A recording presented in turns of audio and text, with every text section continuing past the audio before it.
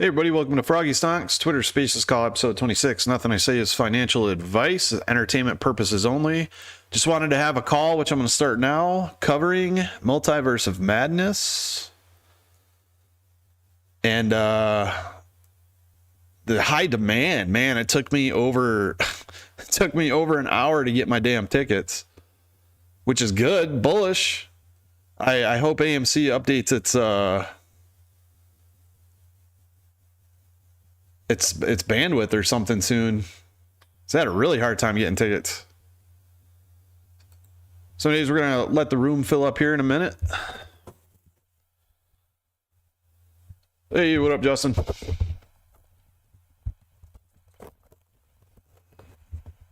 Schwing trade us, yeah. Just gonna let the room fill up. Pretty pumped I even got a ticket.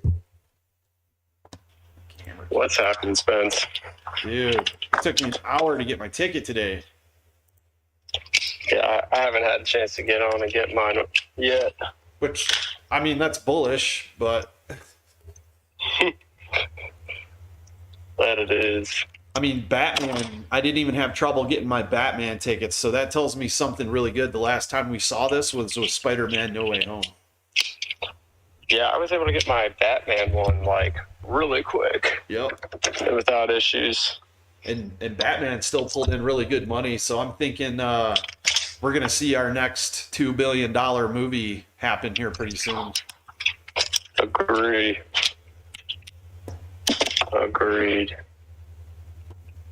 So I'm in the midst of working, too.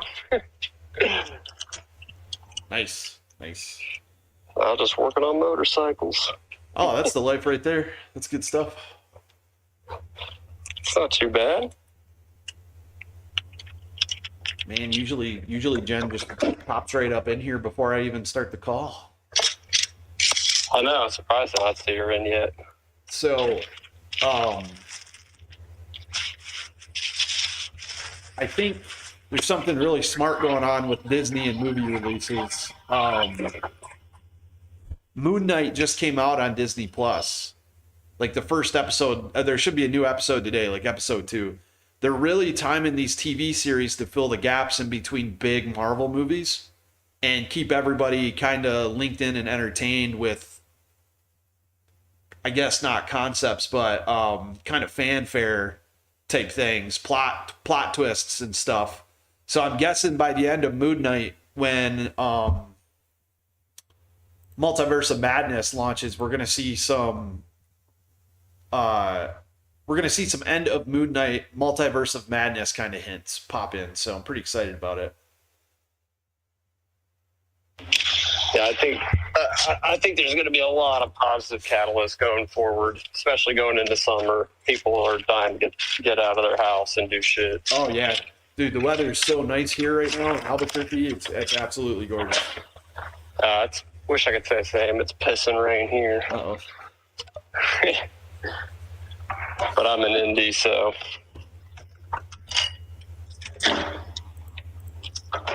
What's up, Bango?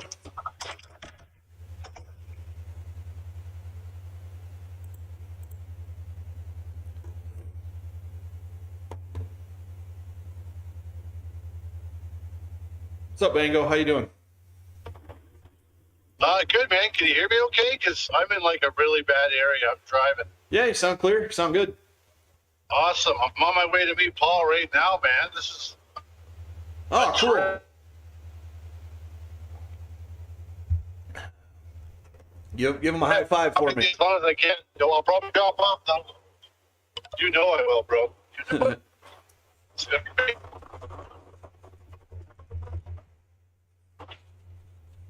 So yeah, it took me over an hour to get my ticket. I kept getting order cannot be fulfilled.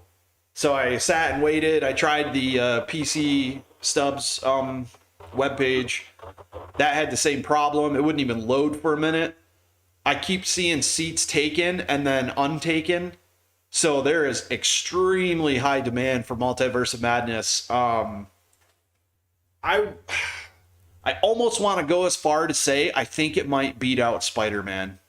I know that's pretty that's pretty bullish for me. Usually I stick more conservatively to numbers, but I think maybe not opening weekend it's going to beat Spider-Man, but overall I think it's going to top Spider-Man. So we'll see. I'm pretty excited about it. What's up, John? Hey, how you doing, mate? Just from the UK, you're all in the AMC, but the prices action's not very good, is it? You know, it looks like it's on its way back down. I think the entire market's down. You got almost everything down at least 4 to 13%. I don't think it's going to go back down into any type of crazy ranges that we've had before. I mean, it ran up to 21.19 today. So I think God damn it. I think we're safe. It doesn't matter anyways. If it does, people just going to buy the dip again. Hey, Spence, do you think we was on for the mall last before we got altered? Like, it's like 3G where I am, man. There's nothing up here. I'm in bumblefuck nowhere. Yeah, I think you're breaking up a little bit there, Bango. Hey, Spence, do you think the other week was the malls this was happening when we got altered? What do you think? Yeah, absolutely. I think everything was about to squeeze, and the market makers forced the volatility. I watched all the buy pressure minute by minute on time and sales, and I watched suddenly every bit of buy pressure start going through the DEA exchange, which is Citadel's. I think they purposely forced a volatility trigger, a breaker, to flip so that they could flush the orders. They basically pulled a London Metals Exchange on us. I really think everything was about to squeeze. So they flushed the stock on nothing but upward movement, and then after the halt, suddenly everything was flushed. We got a zero bid and a $600,000 ask price, and then all of a sudden the stock just starts going down. I've never seen that before in my entire life. So they did something really shady. So what's your thoughts moving forward? Do you think what's your thoughts on a possible squeeze? Do you think next time it happens we'll just get altered again, or do you think it's going to run? Do you think we're still on for it, or what? Yep, I think what we're doing right now is just outlasting these hedges. Melvin Capital's down 20% in the first quarter of 2022. So I'll tell you right now, all the stocks that Citadel and Melvin and all these other guys, Susquehanna, are long on, they're big plays. Roku, Affirm, Marvel Technologies, they're all down 8-9% today. Like, they're getting crushed. They're losing so much liquidity by hanging on to these shorts. I think the problem is they can't get out and survive. So they're just trying to hang in there and survive, which isn't working either. They're just dying slowly. I think we're going to outlast them. Absolutely outlast them. I think they're going to be drained of liquidity, and then you're just going to see their faces on TV when this all blows up. Yeah, I hope so, because I've held since last January. You know, it's been a long drag. You know what I mean? But just my worry is there's not enough money available to cover these positions, because it's just got so out of hand. So I don't think, you know, can they just keep kicking the can down the road? That's my only fear. Here's what should happen is that these hedge funds are going to fold like a napkin. It's going to be a big to-do about bailing out Wall Street again on the news and too big to fail and all that crap. The Fed's going to look like absolute idiots. The SEC is going to look like complete fools, because I believe the SEC and the Fed back on January 28th allowed this to happen, and they should have shut it off immediately right there. And instead of Citadel going to the Fed and the SEC and saying, let us get out of this, blah, blah, blah, they should have said, you're going to get out of it. We're going to help you, but that's going to be it. You're done with it. Instead, Citadel and Melvin and these guys came back and doubled down when they could have covered, Citadel could have covered AMC at $5. Now we're sitting above 20 still, which is killing them. I think the average short's around $24. So the SEC and Fed's going to look like fools for giving them another opportunity. They're going to fold. People are going to withdraw their money. They're going to put up gates to try to keep people from doing that. Economy is going to take a dump.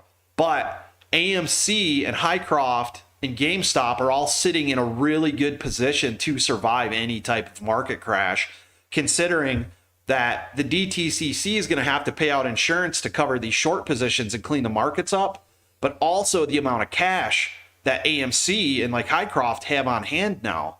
They're cash loaded right now. There's no way the shorts are going to win on this. Go ahead, Luke. Sorry, man. Thanks for your input, Spence. Cheers. No, you're good, man. Actually, I actually, hey, what's up, everybody? I actually took my hand down because you said exactly what I was going to say about the DTCC and the insurance policy there. I mean, they can only kick it down the road as long as they, continue to have strong and good relationships with the DTCC. It doesn't matter who you know, right? If you're losing somebody else's money, you're going to get kicked to the side of the curb and they're going to ask for their money back. So, if your hedge fund goes under and you're a participant at the DTCC or you're a market maker or whatever, and you go under, other members of the DTCC are required to pay your part of whatever, percentage that goes down with you in the DTCC. So, they have literally quadrillions of dollars in backup. Oh, yeah. More money than the entire market cap of the world's economy. I mean, they have more money to insure the United States stock market than they're willing to pay for our military. I mean, it's absolutely insane. Yep, If I absolutely.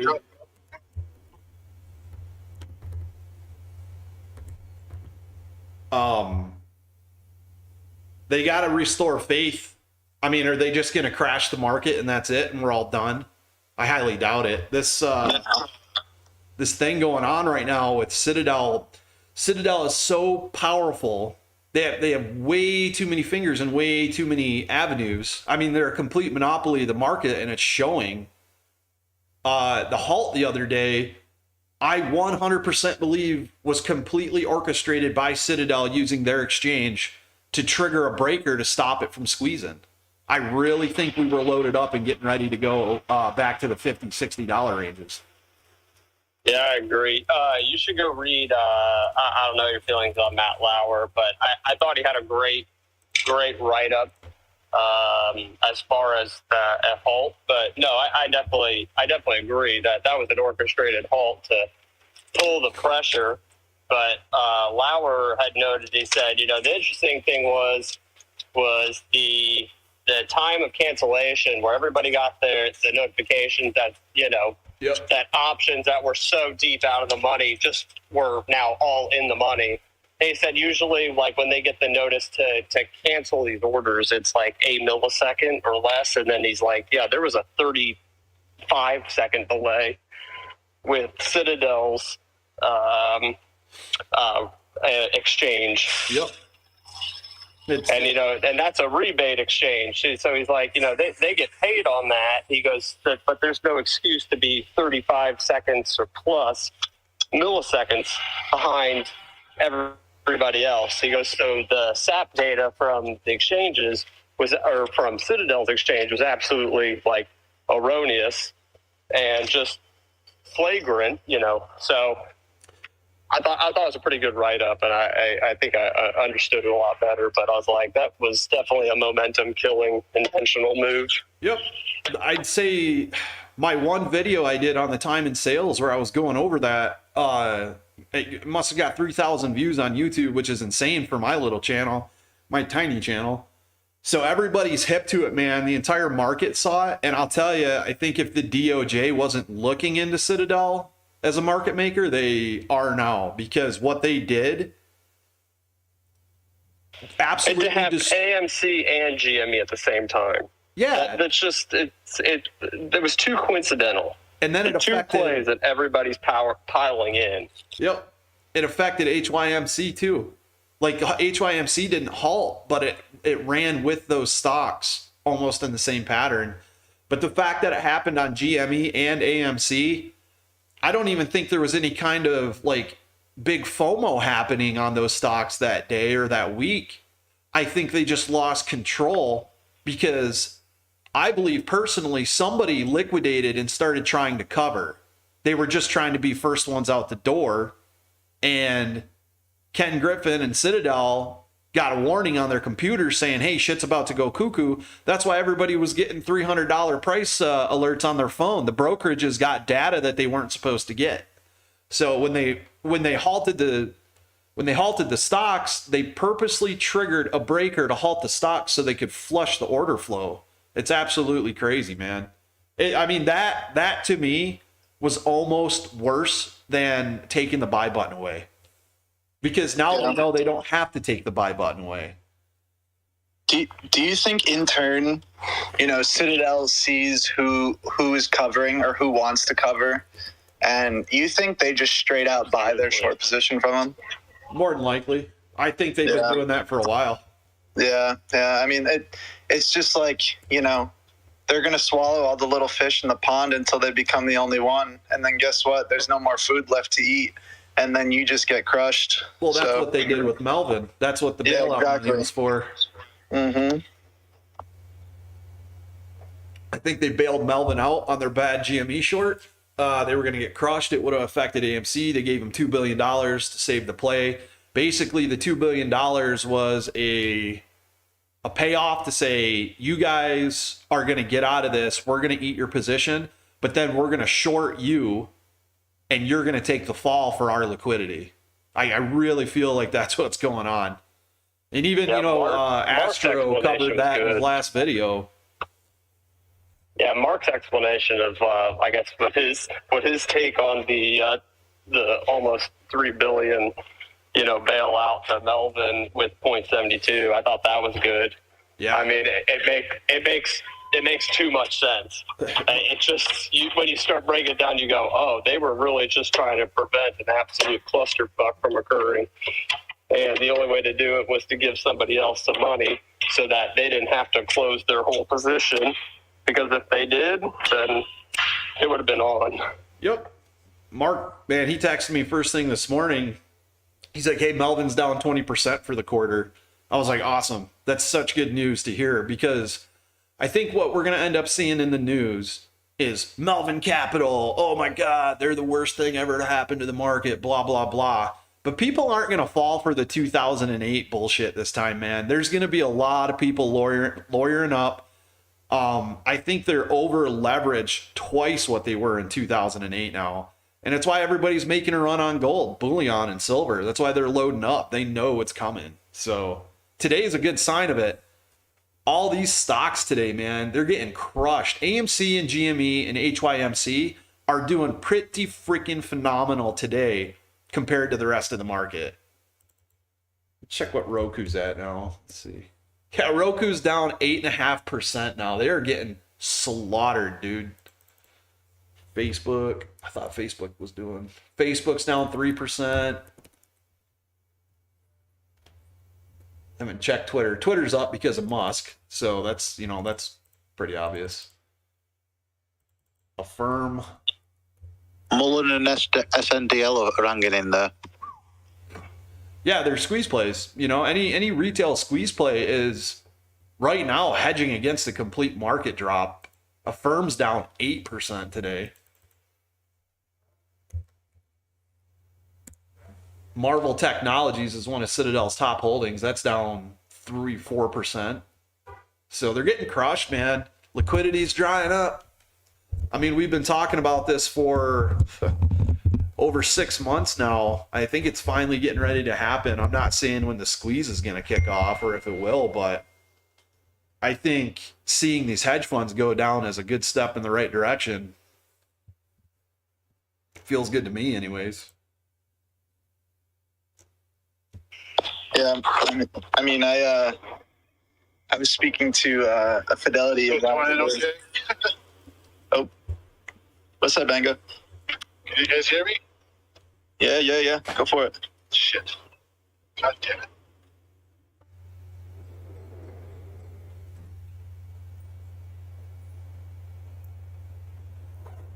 it.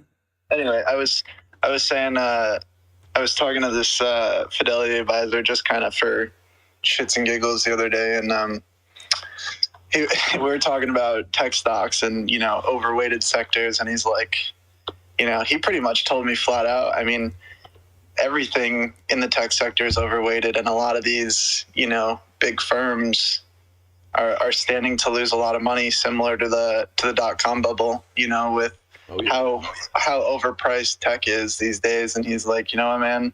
He said it straight out. He didn't give me any specific stocks, but he's like, I'll tell you what, consumer cyclicals, materials, and energy right now are going to be your best bets. And I was like, wow. I was like, I didn't even have to say anything to him about what I was interested in for him to just hit all three on the head. Yeah, it's all.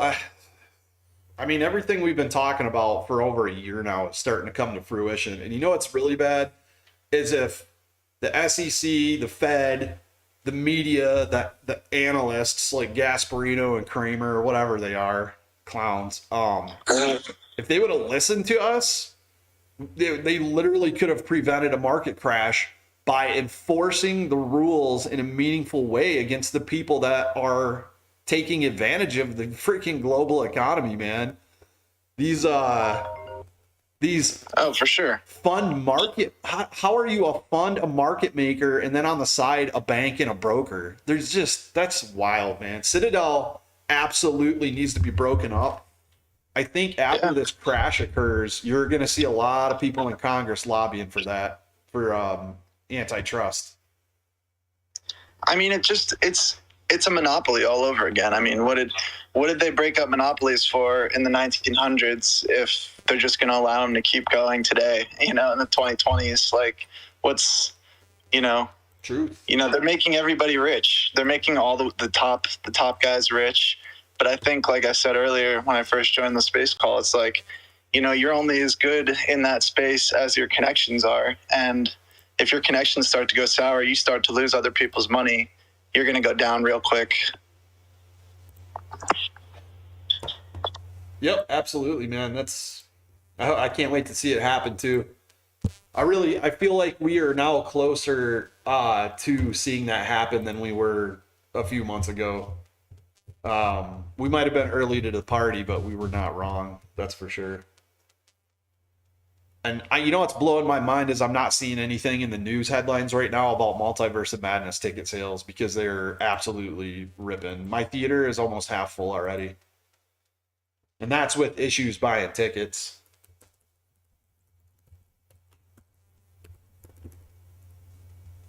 Ticket sales. The reason I'm pumped about it is because we're coming out of Q1, which should be reported, I think May 6th is the estimate for earnings, with decent money from Batman, right?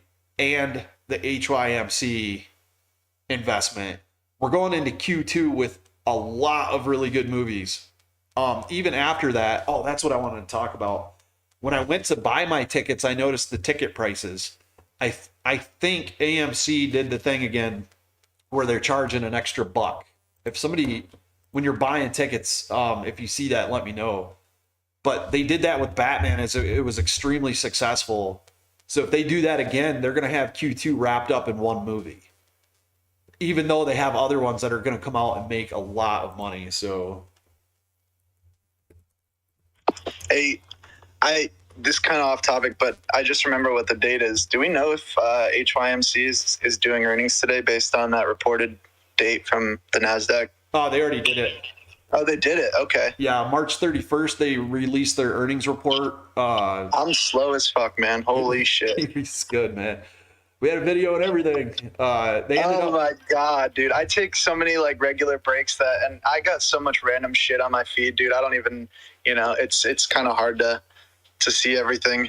Well, Mimi said that last night. She said her feed lately has been nothing but random stuff, like not very much AMC posting and it's like all ads, bro. I don't know what's going on in the past 2 weeks. My Twitter feed is just I can't find anything that I want to find anymore from you guys, from Tara, from Jen, PJ. I mean, everybody. My alerts aren't even kicking, like for Tara and them. Like I have to go to their pages or I don't see what's being posted. And I think about a month ago, Twitter flushed everything on AMC and any meme plays because all the trending hashtags just disappeared. Like they went down, there was no trends, there was no numbers. So Twitter played some fuckery with us. And it might be part of the reason secretly why Musk is coming in. I don't think it's all about free speech. I think he knows that Twitter is pushing retail A financial agenda. Yeah. Well, do you remember Musk tweeted about that he was he was like, oh, he made some comment alluding to, oh, I don't worry, I'm building my case against the SEC. Yeah. This is it. You're so right, man. Like literally the SEC case he was talking about, where could you get more information other than Twitter on the inside to see who's contacting Twitter and telling them, hey, make sure these guys aren't communicating properly and whatnot. I think that's amazing. Especially I missed out on being such a what's going on, but yeah. of Twitter. So, Jen, What's up? What's up? Morning, Jan. Good afternoon. Oh yeah, it's Michigan. Now time. 12:11 in Michigan. Since my clock says 12:11, that means I can eat tacos for lunch, even though it's only 10 here. Technically, yeah. I mean, technically, if you're in Michigan, that's considered lunch. So I think you're okay. Yeah. Yeah. And I mean, since I you're had- from Michigan, it makes sense. So yeah, you can do that. That's cool. I'll slam some tacos for breakfast. I don't know what you're talking about. 12 o'clock. Yeah, guys, I eat sometimes. It's weird. I'm a weirdo. Like, I've never really liked breakfast food. Like, I like eating sometimes like leftover dinner. Like if there's like leftover. I'm the same tacos. way. I'm weird. Yeah. Never care for the waffles or Pop-Tarts or cereal or maybe like eggs and stuff. But like, yeah, I like leftover, like leftover pizza. We made pizza last night, Nice. So what did I have this morning? Leftover pizza. Cold too. Hell yeah. Yeah. You guys want to Anyway, listen to what AMC just posted the Multiverse of Madness tickets on sale, and they've got Benedict Cumberbatch and is it Gomez? Is that her name? The new character that's being played Star? No, what's her name? I gotta look. I'm not sure who you're talking about. Gomez. One of the new actresses in Multiverse of Madness. Now, were you able to get tickets then? Yeah, finally. It took me an hour. I wonder why that is. Did other people have that problem too? Or Because the theaters are dead and nobody wants to go to the movies. That's why the demand was so high. I had to wait an hour to get a freaking ticket. oh yeah, that's movies are dead. Yeah. That explains that. Makes sense, guys. They're talking that there's some pretty good horror elements in the movie. Like it's not necessarily just like a normal Marvel fight movie. You know what I mean? That's cool. It's too bad they're not doing like a promotional NFT. Yeah, I thought they would have done something bigger with this. Adam Aaron's tweet was like, "Hey, they're going on sale," but I was hoping they were going to do something specific, like even if not an NFT again, maybe some type of comic book or something like they did with Batman. Yeah. No, I agree. I'm surprised there's no promotional, I guess, anything with it. Or But if maybe there's one coming. Yeah, or just even a promotional cup. Like if I like the soda cups, I like to collect and keep those when they do the promotions on them, and they do like the nice plastic ones. That's cool. Well. But yeah, I got my ticket. So Secrets of Dumbledore is coming out soon. Got tickets for that. Then you have Massive Talent, which I think is absolutely going to be hilarious. I'm going to go see that. It's Nicolas Cage, starring Nicolas Cage. I'm surprised they didn't just call the movie Nicolas Cage. Secrets of Dumbledore is probably going to hit pretty hard. I know there's a pretty loyal fan base for that. I'm going to see that. Then I got Multiverse of Madness. You guys, man, we got Avatar 2 releasing this year. It is going to be insane. AMC is going to make so much freaking money. It's a release date. Avatar 2. Let's see.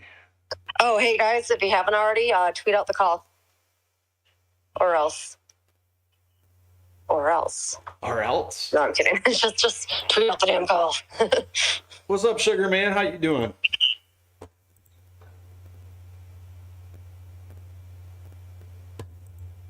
Fine, Sugar. Yes, sir. Yes, sir. Good morning. Hey, Shug.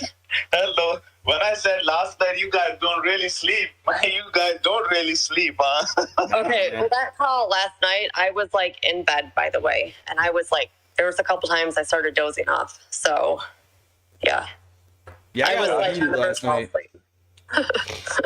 Yeah, I slept only 4 hours, and I just saw Spence's call, Yeah. and I was like, yeah, I gotta go, man. So I just woke up trying to make some coffee and get ready for the day.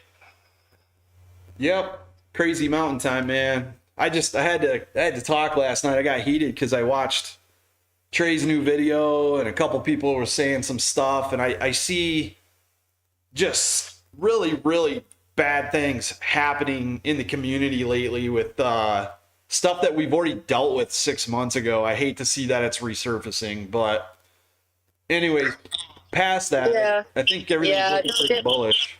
Yeah, don't give it attention. It's not worth your time.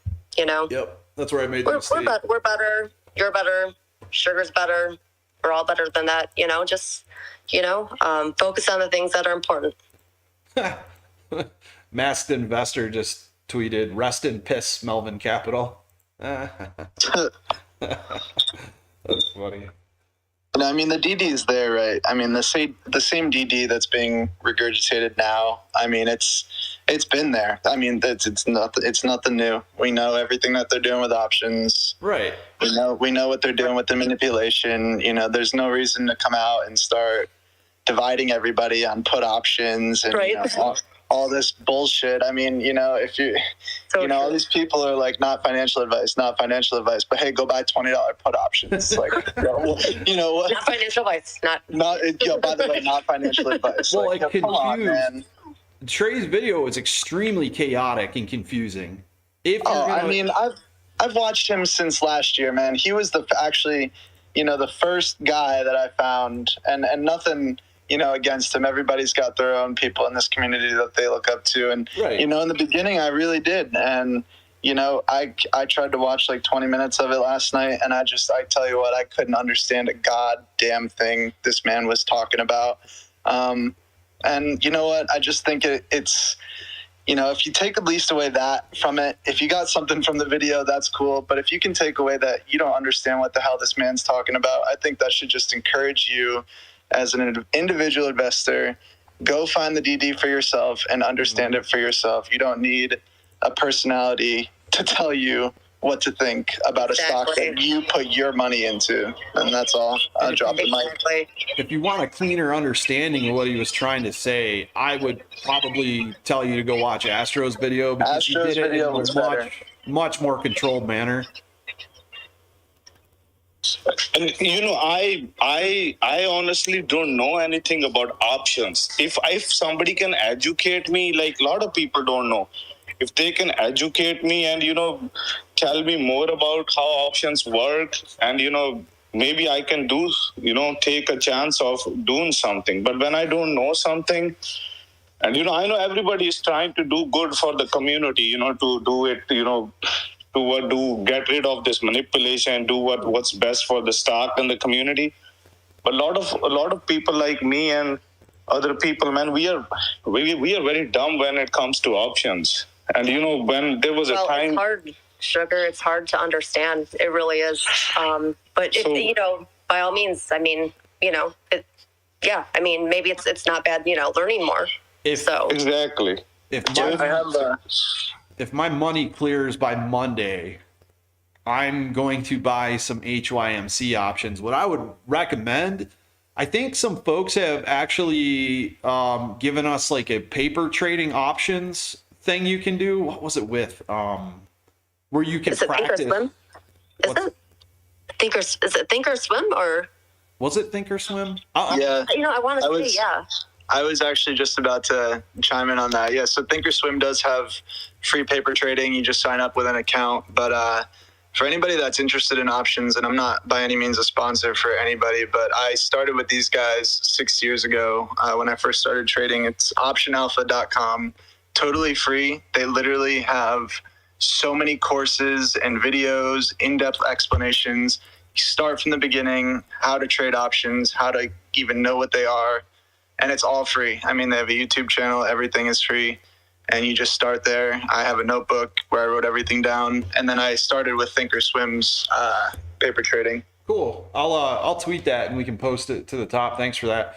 I think it's a matter of just dipping your toe in the water, but doing it extremely cautiously, which I think what Lucas just said is the right way to do it. Using some type of free course and then going into Thinkorswim to practice first and get a feel for when somebody, if you don't know options and somebody tries to explain it to you vocally, it's really confusing. You got to look and understand the options chain, how to place I know so many people that thought they were buying a call and actually ended up shorting the stock because they didn't understand the lingo on their brokerage. Been there. Yeah. But what was like calls are okay, like I get calls in, but why isn't it buying puts shorting the stock? Well, if you say Robinhood, right? When I wanted to short Robinhood at that time, I would have bought puts. You know what I'm talking about? If I wasn't going to short shares directly because it's a little more dangerous, I would have bought puts and then hedged. Yeah, like it's going down. If you have 100 shares of AMC, the way to prevent putting prevent putting sell pressure on it, sell covered calls. Yeah, covered calls. That's what I do, because you don't put sell pressure on the stock.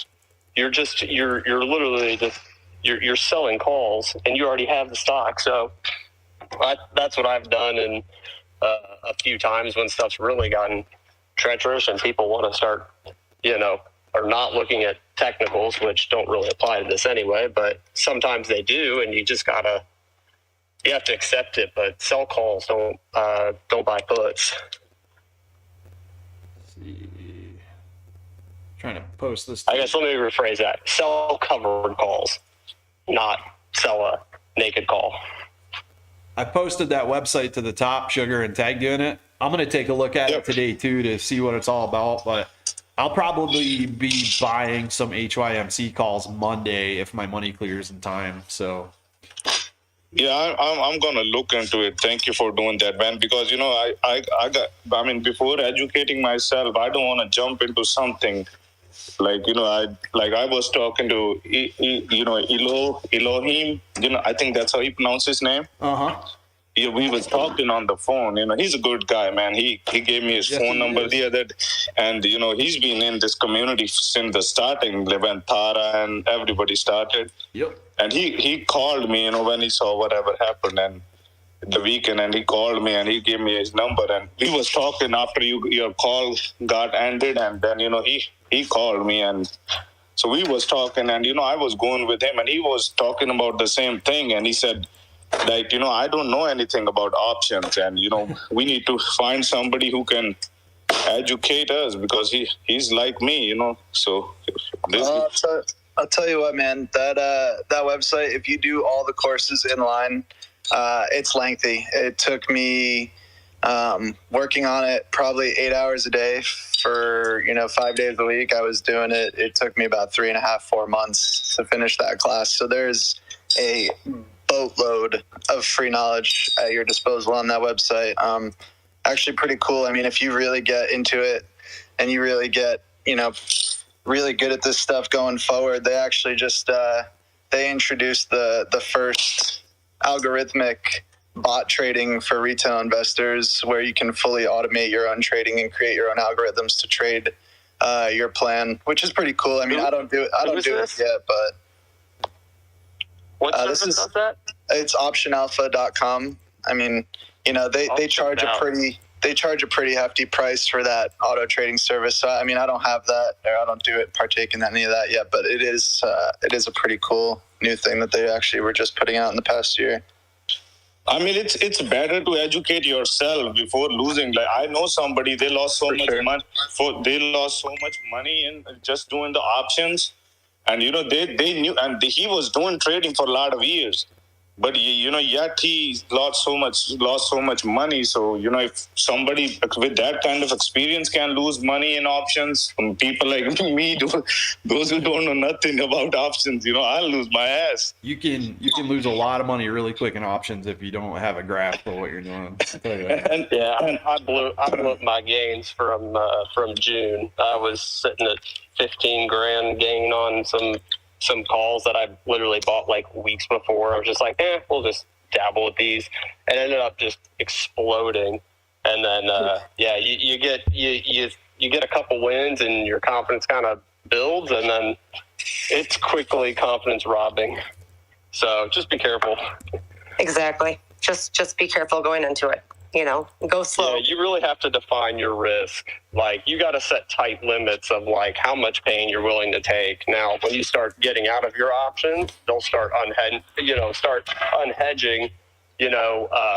depending on how many people are cutting them. And I've cut options way too soon, and then those things have skyrocketed. But, you just really got to know your risk and, have a plan and stick to it. Don't deviate from your plan when options trading, because it's very quick for something to dump or move, and you're just on the other end of it.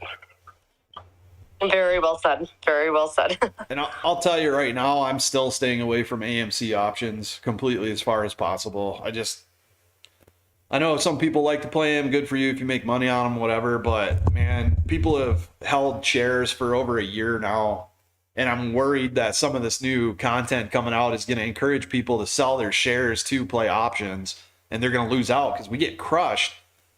I mean, almost every day on I call it Fucked Friday is the Friday options corruption day, man. They seem to have complete control over the options chain on this. So I learned very early in this play with GME and AMC, if don't sell your shares to play options in these two. I mean, especially if you're gonna, if you're selling covered calls on these two, I mean, Godspeed, my friend, because you have no idea when these things are gonna rip. And if you're selling a lot of covered calls at the time when this rips, all your stock gains are in the dog water. I mean, I set real, like, if I sell a covered call, I set really, really tight stop losses. So like, I mean, I think the max I've had was like a $50 loss above what I sold the covered call at. It's like, hey, I want to see if it actually pumps and stays, or if it just pops and then gets drained back out. But I always run stop losses on covered calls, and I try to run trailing orders on option positions that I hold. But I don't fuck around with I don't sell covered calls and then walk away. My buddy got crushed on selling covered calls because the stock decided to moon one day. He was just like, dude, man. He was crushed. Same thing happened to one of my buddies, and I think it was last June. I was out on the boats, and I was not financial advice, being an ape out there to my 23 crew members, and trying to educate them about what was happening. I got a couple of people to buy AMC. One guy, he's a little bit older, well educated to the market, so he bought a couple hundred shares, but he was also selling covered calls.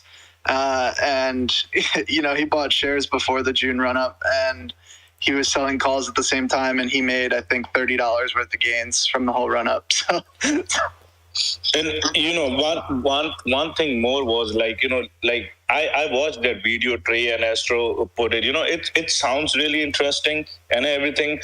But if a lot of people, like, say tomorrow I buy puts, and first of all, I never will buy puts on AMC because I don't know. But if people start buying puts on AMC, right? And if God forbid something goes wrong and all those people lose all the money, who's going to take the responsibility for losing all that much money all the people lose? Nobody will, right?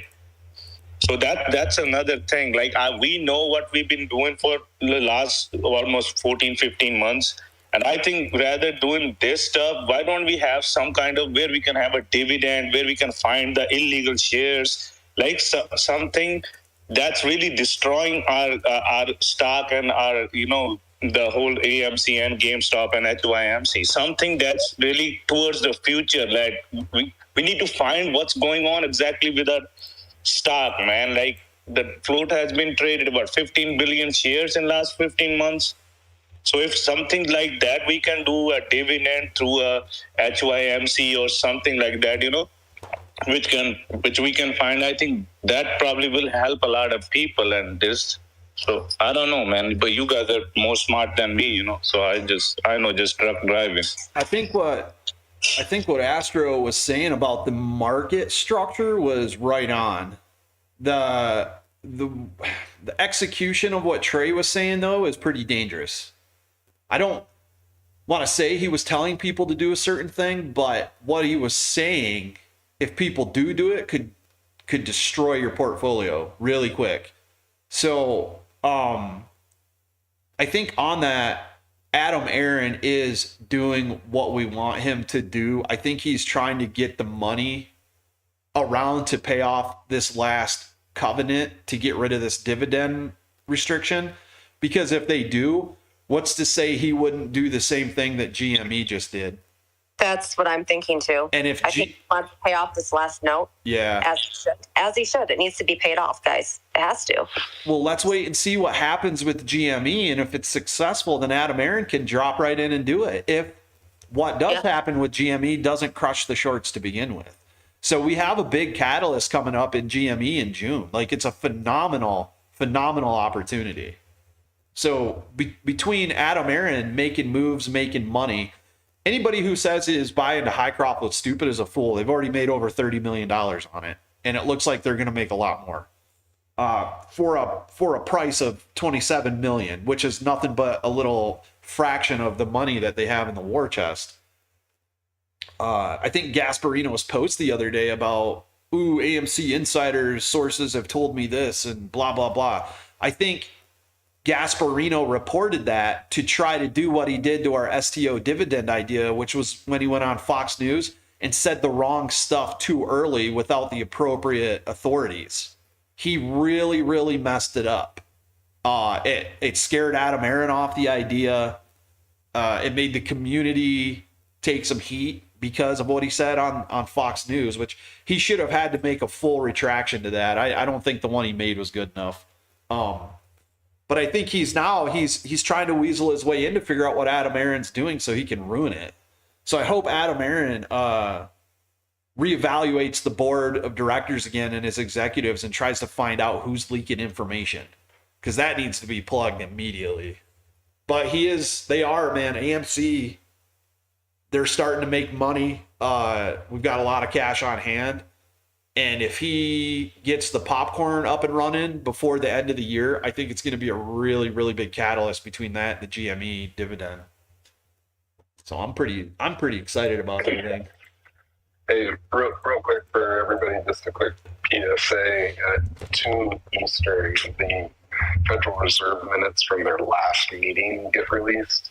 So that's going to be a bit of a interesting catalyst depending on what was said at that meeting for the markets. That's part of what why there was the big market sell-off yesterday, was that the most dovish Federal Reserve president said that basically they're going to do balance sheet runoff and faster than I think the market expects and blah, blah, blah. And that's why the markets kind of reacted that way. So it'll be interesting to see what the minutes say, if this was a kind of prepare the market for really hawkish minutes, or if it's a head fake type thing where they sent her out to say that, and then it's really not that bad, and the market reacts positively to that because the minutes aren't as hawkish as she was. So just a little FYI, if 2 o'clock you see some weird market activity, that's probably what's going on. Yeah, the market kind of reacted to that the other day. I remember when you You were tweeting about it.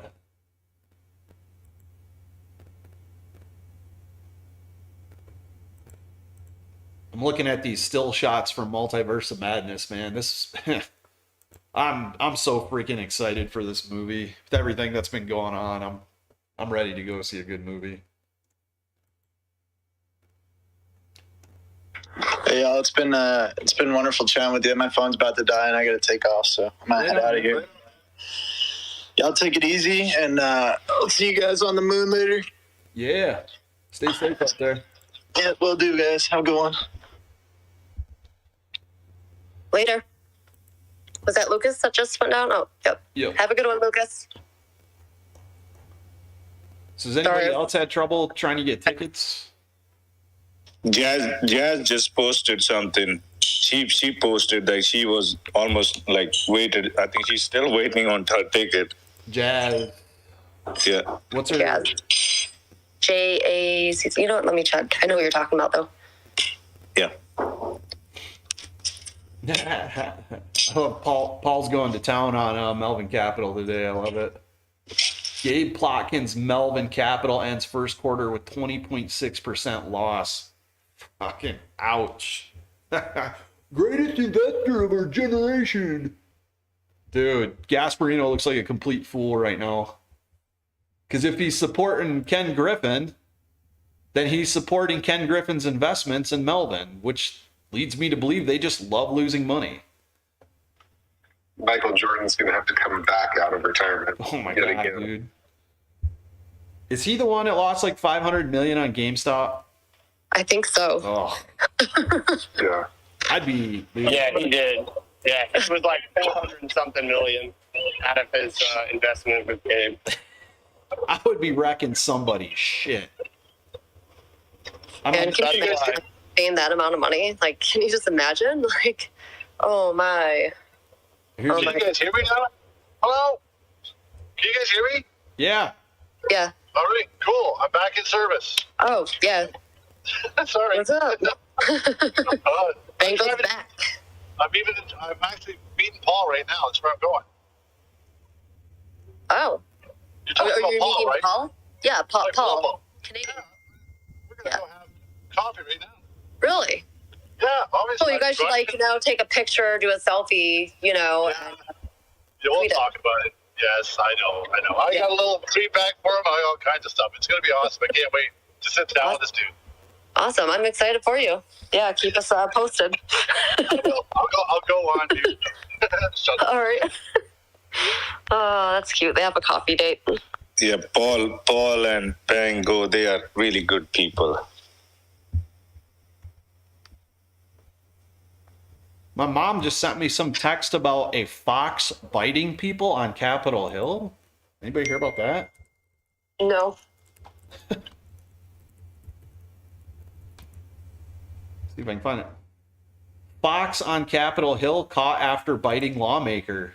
Fucking good. A fox bit at least 2 people on Capitol grounds, was captured by animal control. Rep Amy Barra was nipped on the leg while walking to the office. That's hilarious, man. That kind of sucks. Fox in the hen house. Foxes are, I love foxes, man. I got a couple ones that live out by my house in Michigan.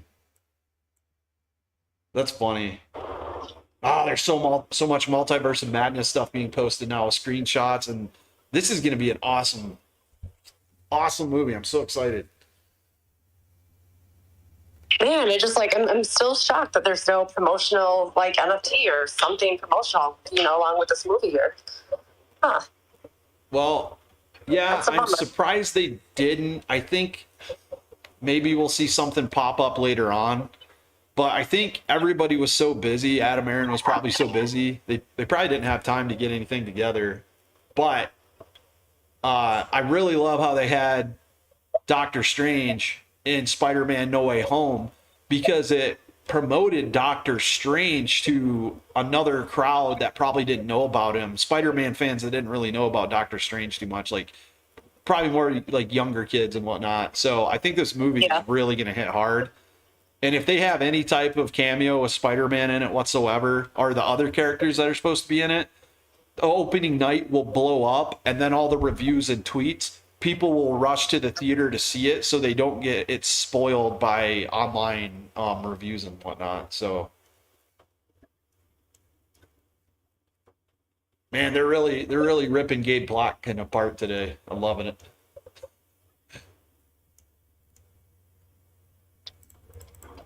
Either way, I mean, if anybody else wants to come up and talk, if you got anything on your mind, go ahead. If not, I just wanted to. I love where the conversation went so fast today with the market and options and the hedge funds just burning down today. It's absolutely amazing. Bango, if you're talking, we can't hear you, bud. I think he's driving. He said he was driving and his service was spotty or something like that. I don't know.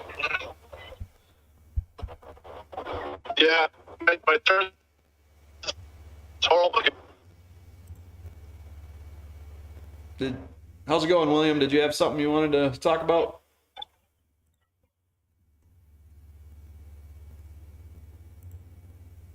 Okay. Well, I don't know. That's all I had, guys. I didn't want to make like a super long space, but Gosh, everyone's so quiet. Hey, Spence, can you hear me now? yeah, there you go. Okay, sorry about that. It's drifting in and out of service. I had a quick question for you all. Good morning or good afternoon, depending on where you're at. It's something that I've been kind of looking at in the background. It's just a possibility of why timing has worked the way it has. And I wanted some people's opinion that a little bit more involved than me and also have had more time to digest all the information that's been out that we've all got to look at. Back quite a while ago, I'm going to say it's got to be coming close to a year now. Some of the executives of AMC gifted some of their shares to their kids. And them positions, if timing is right, I just can't find a notebook. I wrote it down in the time. They should be going from short to long. I thought maybe that could be playing into some of this as well. I mean, everybody, if you have youngins, you always look out for your kids. I'm guilty of it myself. Probably almost helicopter parent like it at sometimes. My thought process was, your kid's going to have to pay all this tax. If you can, I don't want to use the word prolong because I made that mistake once and people jumped my shit like it was their only job in life. But if you could prolong it just a little bit, move the ball down the field or up the court, you're working with the shot clock instead of against it, and just get it to where it has to be, but just take enough time to get there, move that position into a long position, it could have a big tax implication for some of them shares. I just wanted your opinion on it. It was something I was milling around. That might explain why, some people have said it hasn't been, Aaron hasn't been aggressive enough. Maybe he kind of is, but there's something that, there might be just one more thing in the background that he's playing chess with, not just what we can see. I mean, I think he wants it over with like everybody else because I don't think he likes what they're doing to his company. And, but there might also be some other things in the background that you can't see, you know what I mean? Alternative, you know what I mean?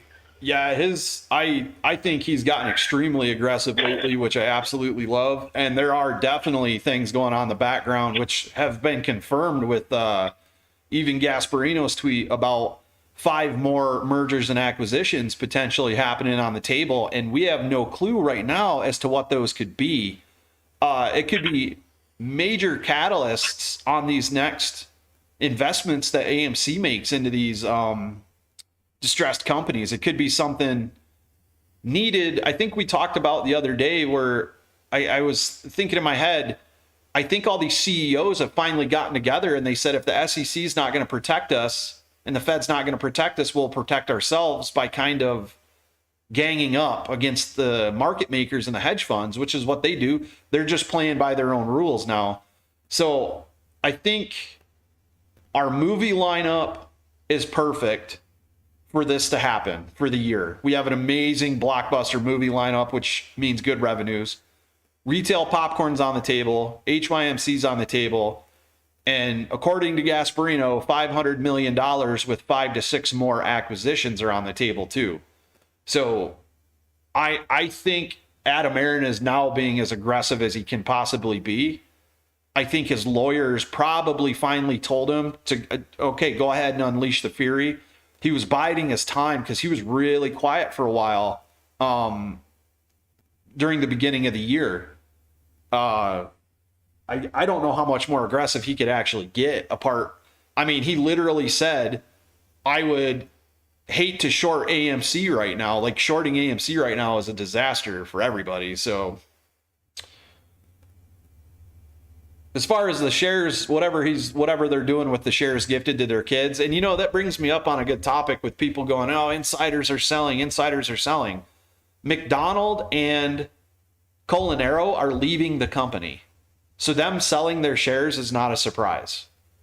So anybody that's been hit by the FUD about the insider selling, just understand that you should check the name on the form that's filed for that people are posting around.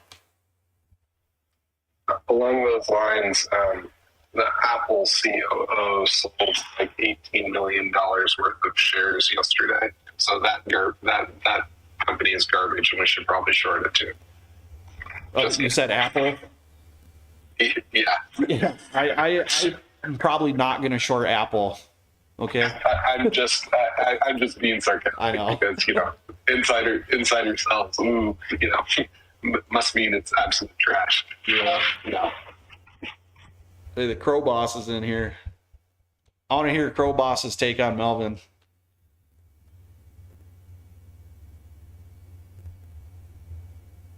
See if he comes up. I think we are set up better for what we want now, even though the price is lower. I think we are set up better now than we were when we were at $40. That's for sure. The company's a powerhouse now. You gotta love how I'm blocked from tweeting, liking tweets, retweeting tweets, but they let me on Spaces calls. Well, maybe the power of typed text has a little more weight than vocal, apparently. Yeah, that's pretty bizarre. But hey, Mark. How's it going? So I think this Melvin thing is like really big news. Mm-hmm. I mean, I think it's a big deal. And if you layer that in with the Tiger Global guys down 40% in the quarter, give or take, or they're down 40% at least now and mismarking their privates. I said to one journalist today that for all the shit that people give the apes, some of it's deserved because some of these people are just complete clowns. All right, guys, can you hear me still? Can you hear me now? Yeah. Well, Go ahead, Mark. Mark was talking. We got some Canadians on there trying to talk that are getting bad service, so. Yeah. That Joe Sixpack, if you will, has performed a lot better than Tiger Global over the last 2 years. Kathy Wood, Melvin, D1, all these guys. And if they just would have let Melvin go out of business last year when he should have and not pulled the buy button, you would have allowed the markets to actually work. Yep. You know, the markets would have worked. You would have put guys who should be out of business. The people who had the right bet, you all would have been paid for the right bet, and it would show the markets work. Instead, Citadel bails out Melvin to turn around and lose money again on him this year, along last year. SAC bails out Melvin to, again, lose money last year, lose money this year. People got screwed with the whole buy button thing. But Citadel and all these other grandstanders for making hugely bad bets, they live to fight another day. Which is a mistake because, you know, if you guys made a mistake and lost money in the market, no one's there bailing you out. And all this bullshit that keeps spinning around when people other than me talk about the markets being broken. They don't truly understand what a mess and a mockery this all is. And that's the problem. You know, we talked on prior calls how quarter ends matter. You know, and you saw what happened at the end of the year, and you saw what happened in Q1 with some of these names. And it's just an absolute disaster. And other than some of these YouTubers just running their mouths on crazy things, the real question is, why was the buy button pulled to allow Melvin and all his counterparties to keep on fighting, to then just simply blow up a year later? Yep. Why? Well, I mean, that's all that needs to be asked. I think Why? you hit on it in one of Terra's space calls where you said these guys got in a bad position, went to the Fed, went to the SEC, cut a deal, and then instead of covering when they could have, they doubled down. And now everybody looks like a bunch of fools for breaking the market. Yeah. I mean, they're fully exposed.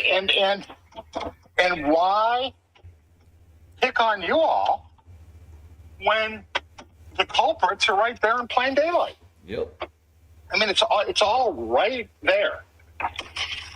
They may not like that you're Joe Sixpack, or they may not like that you're professionals. They may not like the way you talk or call yourselves apes or this, that, and the other. But $1 invested with you guys is sure done better than $1 invested with the so-called professionals. Yep. But the message, I think, at this point needs to get very specific and on point, and just not deviate with the mass fuckery that went down.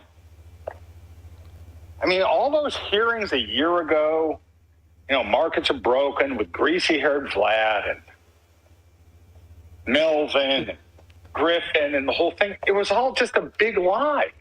Yes, it's a big lie, and nothing's changed. It's gotten worse.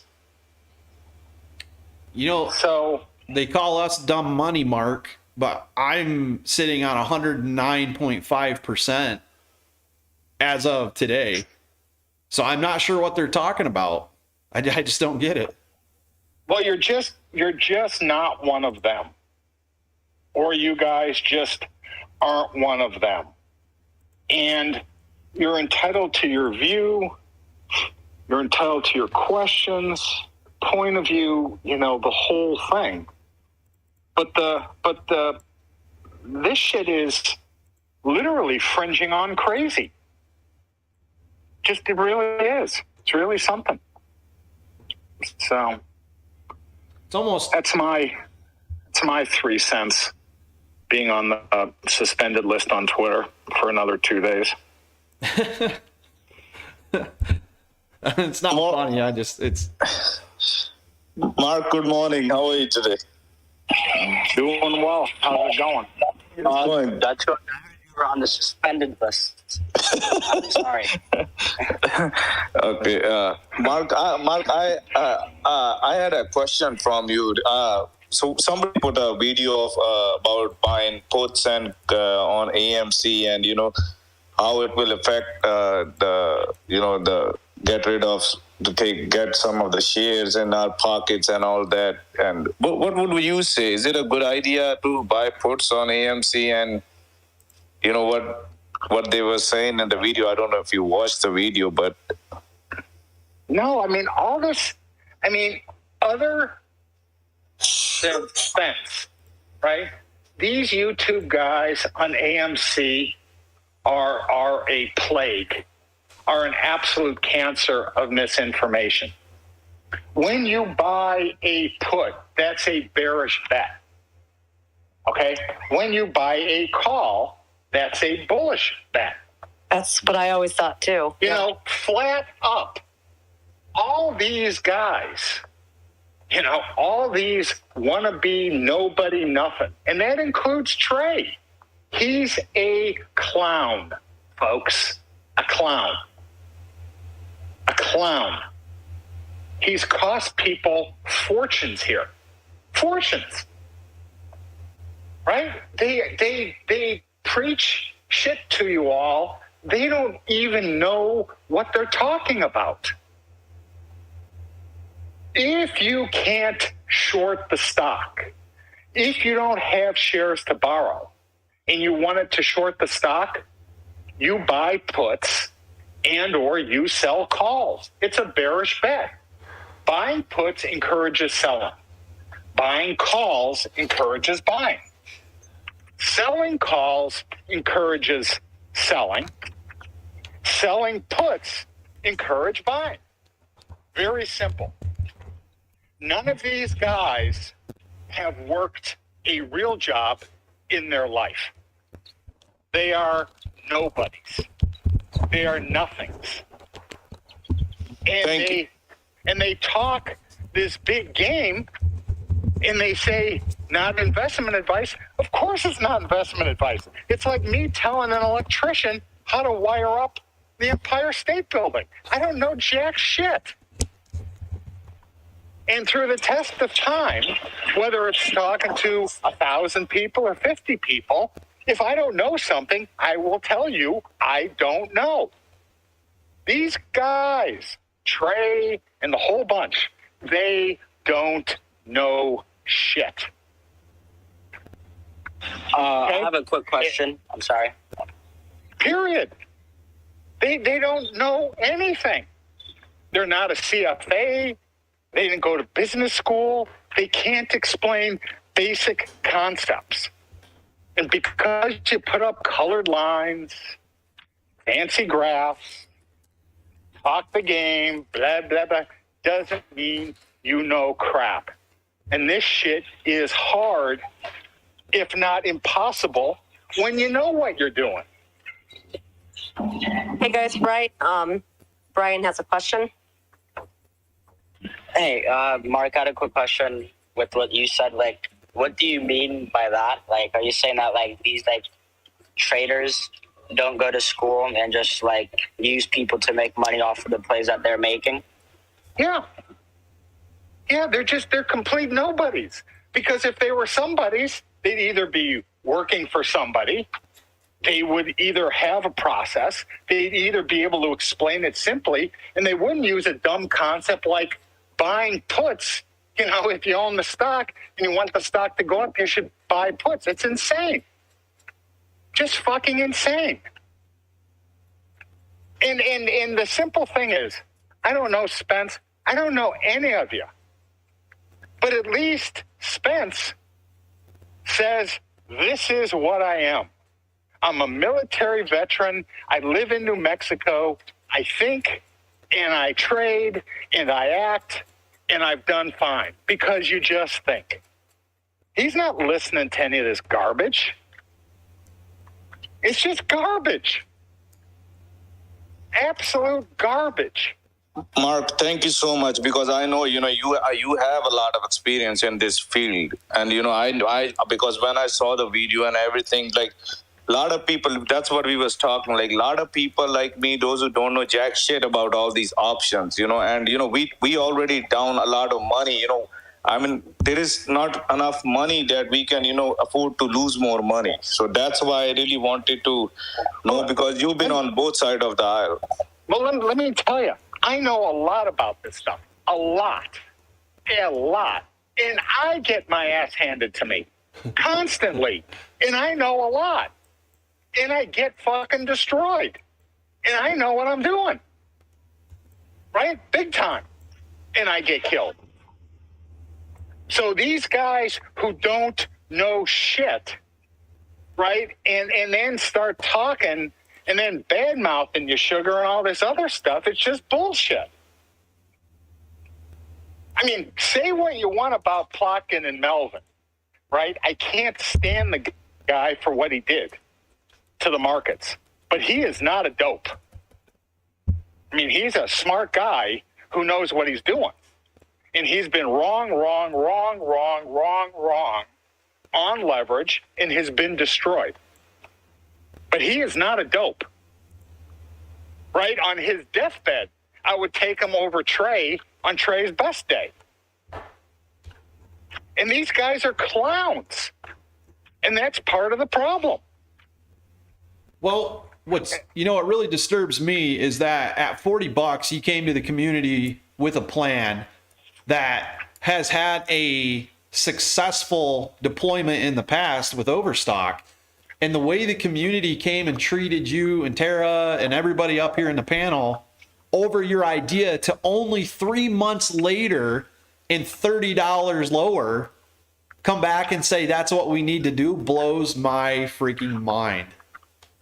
Yeah, it's something. It's something. That's what kind of burns my ass about this whole thing is we had a plan and it's offense and it's a good plan. Mark gave it to us on a silver platter and now we're fighting for $20. Yep.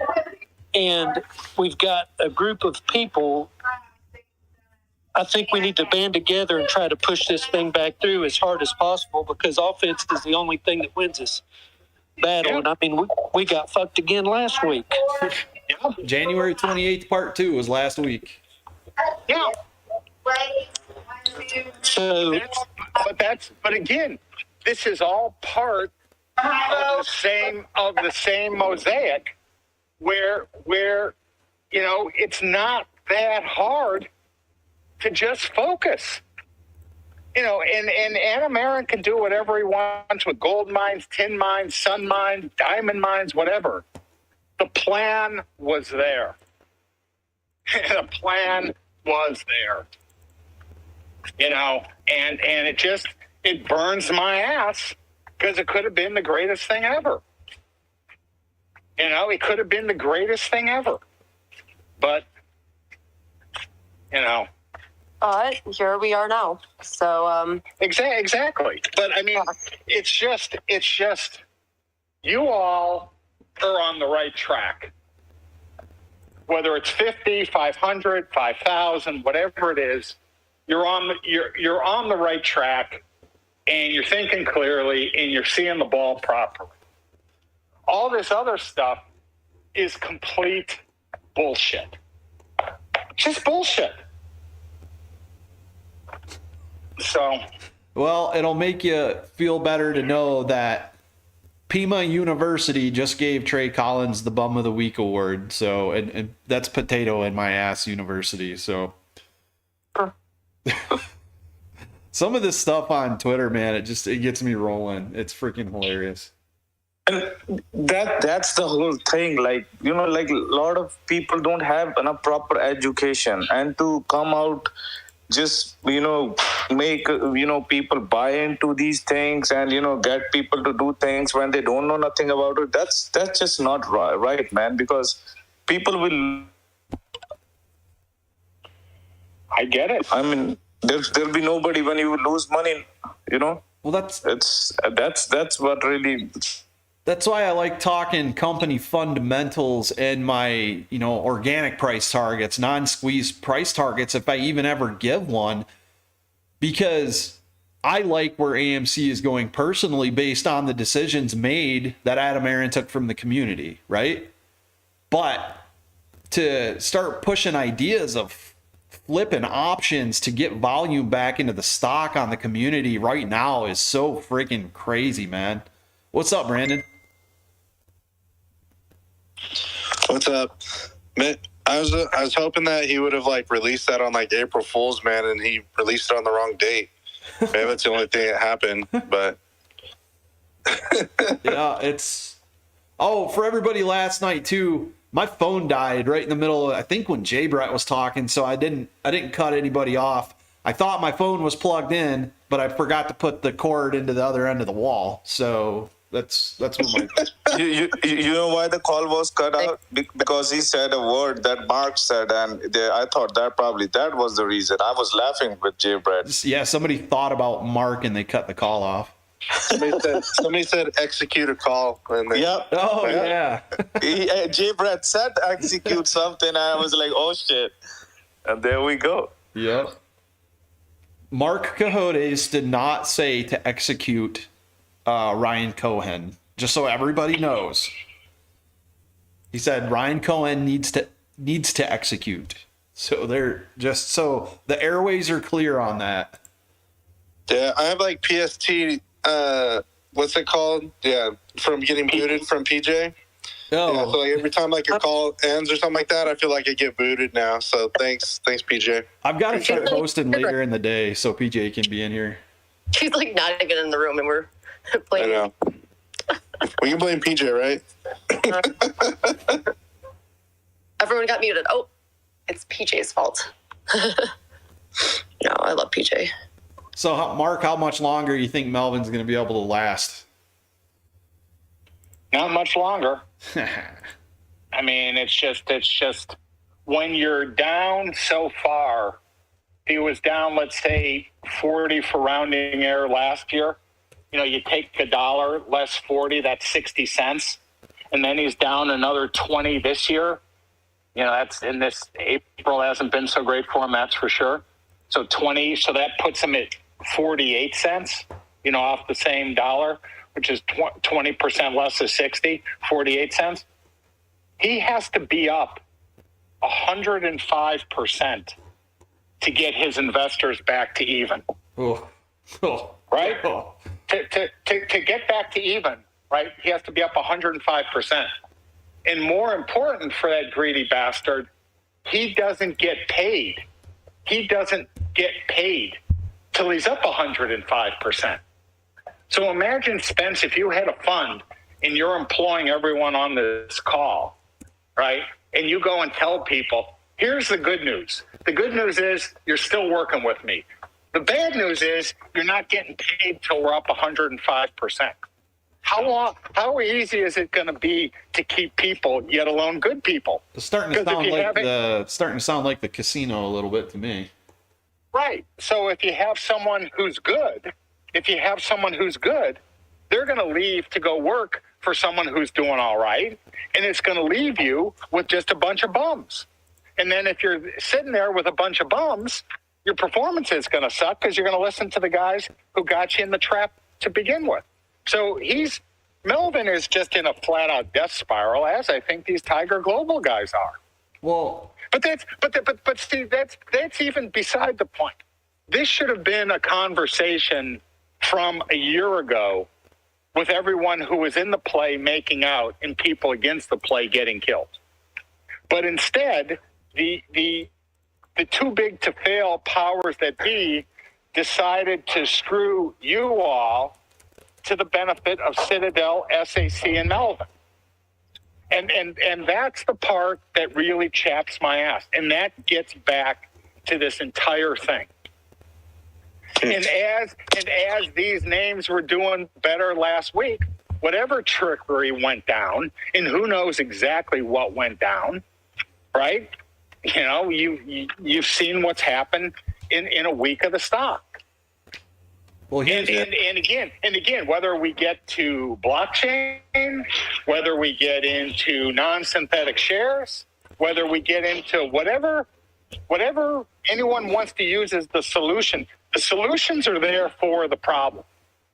But guys who are too big to fail should not be able to pick winners or losers in a free market. Well, that just should not be allowed to go on. Here's 3 of Melvin's top holdings right now. Datadog is down 7%. Live Nation is down 4%. And Bill. I mean, I could go through their whole list, and they're just... Billcom Holdings is down 8.5%. They are just absolutely getting slaughtered today alone. Yeah. Look, he has big problems. I think that's now a given. That's there. That's not now news given what's been reported. The trick is to find the solution and get the solution going, so the same people keep not getting screwed, and the markets are fair, or at least fairer and or less rigged. Yeah. I have a feeling a good start would probably be suspending retail trades going through dark pools personally. I mean, before blockchain gets here, retail trades should not be hitting dark pools. not at the level that it is at least. No. Absolutely unreal. Yeah, it's unreal. Hey, Mark, I have a question for you. Yeah. So, hypothetically, a company that would be in the junior mining space that constantly needs to go to market for more money, that to me sounds on paper like a great use case for a T0 type product. Would you think so? Yeah. Yeah. Yeah. There's a lot of use cases, and I think people in the future are going to see what it's all used for. I mean, it's where it's all going. I mean, the FTX guys are making a bet on IEX. Not the bet I'd make, but they clearly want to play in the space. And ICE is doing it with T0, which is, I think, the bet. And again, when I first talked about this, no one knew what the fuck I was talking about, the ATS. Right? At least now, real guys in the industry are trying to get in that business. So at least there's guys with money think there's opportunity there. And I'm not saying, my idea or views are the end-all be-all, but it sure is better than this stupid sell puts to create whatever. It's the dumbest fucking thing I've ever heard. I mean, how anyone pays attention to some of these folks out there is also beyond me. Because you guys are a whole lot smarter. I mean, you guys at least know right from wrong and can tell right from wrong. Because I know through your DMs to me that you at least think clearly. That doesn't mean you're going to make money, and it doesn't mean anything in the short term, but I think you're at least thinking properly. I mean, which is a start. At least your funds aren't getting blown up. I have a theory. What these hedges are really, what these predatory shorts are really worried about is not just AMC squeezing because they're going to lose money, right? It's because once these squeeze plays are over and retail investors can spread out into the market, we are going to prove that these hedge funds are not necessary whatsoever by the returns we're going to take on other stocks. So I think almost part of the reason why this hasn't happened yet and why they're taking these slow bleeding losses up until now is because they don't want us to spread out. I think they're going to get absolutely crushed during the squeeze and then decimated, just completely disintegrated post-squeeze from everybody coming back and taking over the market. Retail is going to own the entire market. I would argue that retail thinks a whole lot better than these professionals. Yeah. I agree with that. Yeah. I mean, they can all mock you and they can make fun of you and they can do this, that, and the other. I think your performance is a whole lot better than the so-called smart money. I mean, Kramer's record, public record, and he's there every day, is terrible. I mean, look, if I was that bad, I would shut up. I wouldn't even do it. I'm too embarrassed to come into work today.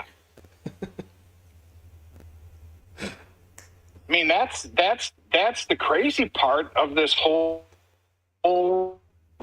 and the people who are mocked have done far better than the people who are so-called professionals. I mean, that's the insanity of this all. So things are a mess.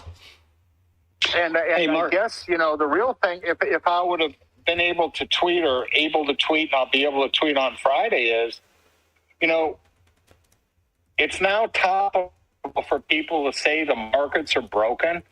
What's important to understand is if you know you're playing a rigged and broken game, you have to be far more careful than you otherwise would be, because things are that fucked up, and they're dangerous. And again, you guys watch the AMC 20 to 34 to 20 move in a week. That's not normal. That's right. Of a healthy environment. You're cutting out again. Huh? You're cutting out again. Well, yeah. And also real quick, Jason, I'm doing my best. Okay, now you sound a little better now. And also, I'm Jason. He's got a question for you. Hey, Jen. Spence, Mark, how are you guys doing? Hey, this might be a stupid question, but I'm just kind of trying to wrap my head around how this all works. So they say there's no shares to borrow, right? The borrowing fee is off the hook, and the cost for all these shorts to bring down the whole market like this is costing them a fortune. My question is it really costing them a fortune? Because where I'm looking at it is they're selling nothing. They're selling numbers on a screen and making millions of dollars all day long, every day on every stock that they're short. My whole screen is red. So if they're making money out of nothing, they have plenty. So I guess my question is, are they making more money out of nothing than they are the fees they have to pay to keep on doing this? That's my question. Or does it not even work that way? Am I completely off base? Because to me, they're selling numbers on a screen. Well, hey, yo, give me 100,000 shares. There you go.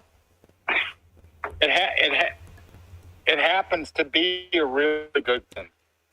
It's a really good question, and it's a complex answer that I'll try to make simple. So let's say the borrow, for example, on AMC, let's just say it's 20%, right? The cost to borrow is 20%. That's 20% a year. That's 20% annualized. So if there's 360 days a year, your cost to borrow it on a daily basis, though high or higher than normal, really isn't that much. Isn't that much when the stock moves 10 points in a week, right? So if I wanted to be short AMC and I call JP Morgan, and JP Morgan says the borrow is 20% annually, right? And let's say the stock is $30, right? It costs me $6 a year if AMC were to not move, right, to borrow it. $6 a year, right, is roughly 50 cents a month to borrow AMC, right? So if it's 50 cents a month to borrow AMC at a 20% rate, that's roughly a penny and a half a day to borrow AMC, right? You all get my math? If it costs 20% a year, that's $6 a year. There's 12 months in a year, so that's 50 cents a month. There's 30 days in a month. So 50 divided by 30 is roughly a penny and a half a day. So to be short AMC, it costs you a penny and a half a day, which is mice nuts if the stock moves 10 points in a week. Like today, let's say the stock's down $1. Do you give a fuck if you're paying a penny and a half today to borrow it? Do you give a fuck if you're paying a penny and a half to make $1? No. So you pay the borrow of a penny and a half, and the stock's down $1, right? You do that every fucking day of the week. So it's on margin, right? And you have excess, and I can short all the AMC I wanted. And if they say 20%, I'd say no problem. If they'd say 30%, I'd say no problem if I had a view that the stock was going to go down. Now, if I thought the stock would go up or do nothing, I'd say, why bother? I'd rather be short Citibank or Wells Fargo or whatever. But the point is that when everyone says the borrow fees are so high, do the math. They're not high if you think the stock's going to move 10 points in a week. And if you can't borrow it, you just buy puts or sell calls. It's the same bet. right? I call up JP Morgan and say, can I borrow AMC? They say, no, you can't borrow it. So then I'd go and sell 1,000 calls and buy 1,000 puts. It's the equivalent of being short 100,000 shares of stock. So when people throw out these numbers, cost to borrow has gone up. What, it's going to cost you a penny and a half a day rather than half a cent a day? Who gives a fuck? Who's in a stock to make a penny a day? Nobody. So, your question's good. And if these guys think they can push something around, why not? Why not? Who's there to stop them? Not the SEC. Right? They don't give a fuck. And that's I appreciate that answer, Mark. I appreciate it. That's the point. That is the point. No one gives a fuck about you guys, and no one gives a fuck to fix a broken market. They just don't care. Not to mention, if you know the stock's going to go down because you are a part of this whole freaking thing, it's a very easy bet. Exactly. It's like 100%, 109%. And the point that just drives me fucking crazy is it all can be fucking fixed. If someone were to just open their ears, listen, and open their brain and say, here's what's going on, right? And the guys doing this shit are so diabolical, they're going to go out of business before you guys will lose your money, right? The joke's on them. But the problem is it's important to fix it before it collapses everything. I almost think they're trying to collapse it, man. Everything that's happened in the past year, 12 months just shows me that they literally just would rather the market just collapsed out and something new come in. I think it's so broken that, Gary Gensler, as the way he is, I don't think he stands a chance at fixing anything. It's me personally. Well, solutions are there to fix it if they want to fix it. Yeah. If they want to fix it, it's there to fix. Yep, back to blockchain and security tokens. Oh, man, where have we heard that before? That's right. That's no matter look, it's going to happen, right? It's either going to happen in, months, right? Weeks or months or whatever. But that's the way you get the fix. The fix is there. It's going to happen. ICE is involved. ICE is the New York Stock Exchange. They know what the problem is. Shit, you guys know what the problem is. I speak out too much. I use an E word and I get banned from Twitter for a fucking week. But I can get on someone's space call though. God. The insanity of this is just rich. Wait, we can't say Elon anymore? I'd be very careful criticizing him. Very careful. No matter, every time we talk about the different ways that we get screwed over and the way they screw it over, the market maker manipulates it, so the answer always comes back to blockchain T0. Yeah, that's right. We need to, and I know you're trying already, but a concerted, organized effort again, maybe from us retail guys to try to help, push this thing through again or not. I don't know if I don't know. Look, it's going to happen. It is happening, but things take time because it's new, it's different, and it disrupts and destroys the status quo. The status quo, who's used to ripping everyone off by not doing any work and creating synthetic shares and scalping people constantly, that's going to go by the wayside. You didn't just switch from payphones to cellular phones overnight.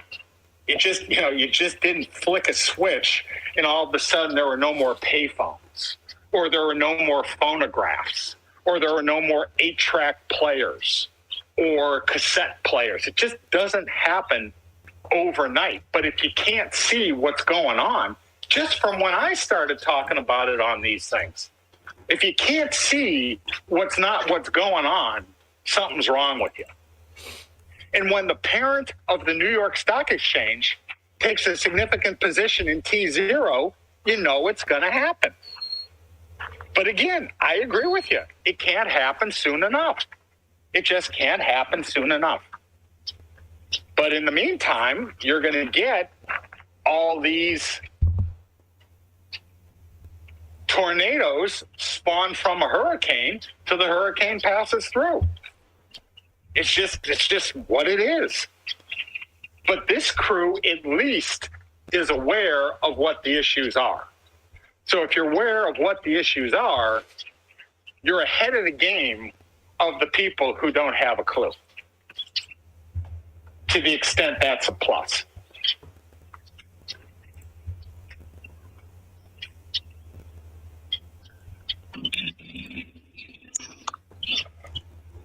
Yep. Okay, so I have a question. This is a noob question, but how do they drop the price in pre-market every day with hardly any shares being bought or sold, but yet throughout the day millions of shares are bought and sold and the price hardly moves? Like what's moving the price?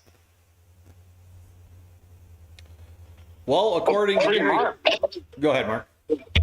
Well, pre-market, you can do whatever you want if there's no restrictions. You can sell on downticks. You can buy. You can do whatever you need to do or want to do. It has no, just have at it. And there's nothing that slows anybody down. But, during the day, depending on what the stock does, you have short sale, restrictions and things like that. And, if you're not a market maker and you have to play it straight and there's no SSR in place, depending on what goes on, there's different rules of the road.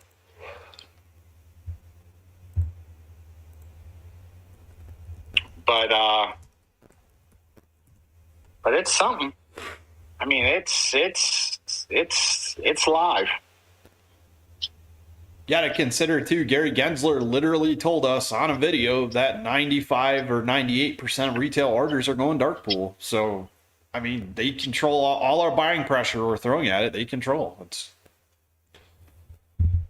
Unless you're purposely and focused on buying lit exchange, which so far that's the only theory we've come up to remedy the problem. So yeah, I don't know about other people, but I am not buying puts on AMC. That's what I won't do that. I don't know why this is even a question out there, but it seems like, man, every time the stock gets hammered, all these people bring division and then they create this narrative. It's like, man, let it be, if you can't do any good to it, not at least have people buy puts on the AMC. Right. Well, if you buy puts on AMC if you think it's going down. If you're worried or you think AMC is going down, you buy puts. Okay, that's what you do. If you think AMC is going up, you buy calls. But by and large, for the average person, they shouldn't play in options. That's if you like the stock. If you like the stock, buy the stock. Right. If you don't, if you right. For the average person, Mark is right about that. The average person, options too difficult. So somebody like Trey and stuff, they shouldn't be saying people, and you got the normal average Joe, listening in to buy puts and giving wrong information. That's not good. I'm gonna finish watching that entire video to still break down everything he said. I'm going to watch it when this is done. But the thing is, some of those people have made money on options, and not everybody has. And not if people are not educated about these things, options, like why option is even there when for last 1 year people are saying like buy stock, buy and hold it. That's all we need to do. And now all of a sudden, we got to buy options. Like Mark knows for 40 years of his experience, if he's saying that options should not be even an option there when you want a stock to go up or, you believe in a stock. And on top of that, coming and telling buy puts, it's like, that's just a no-brainer. That's bearish. So I'm actually gonna. Well, the whole part of it that where you're right, Sugar, and the whole thing is, first of all, what everyone's talking about here are very speculative stocks. AMC is a very speculative stock, as is everything else that's discussed on these calls. So there's enough risk in owning the stock and enough volatility in the stock that options are just a magnification of that. And guys who say they're making money or come with these various strategies, look, Citadel, as much as I can't stand them, they have and employ the best mathematicians on the planet, the best scientists on the planet, the best computer programmers on the planet, and you're shooting against them.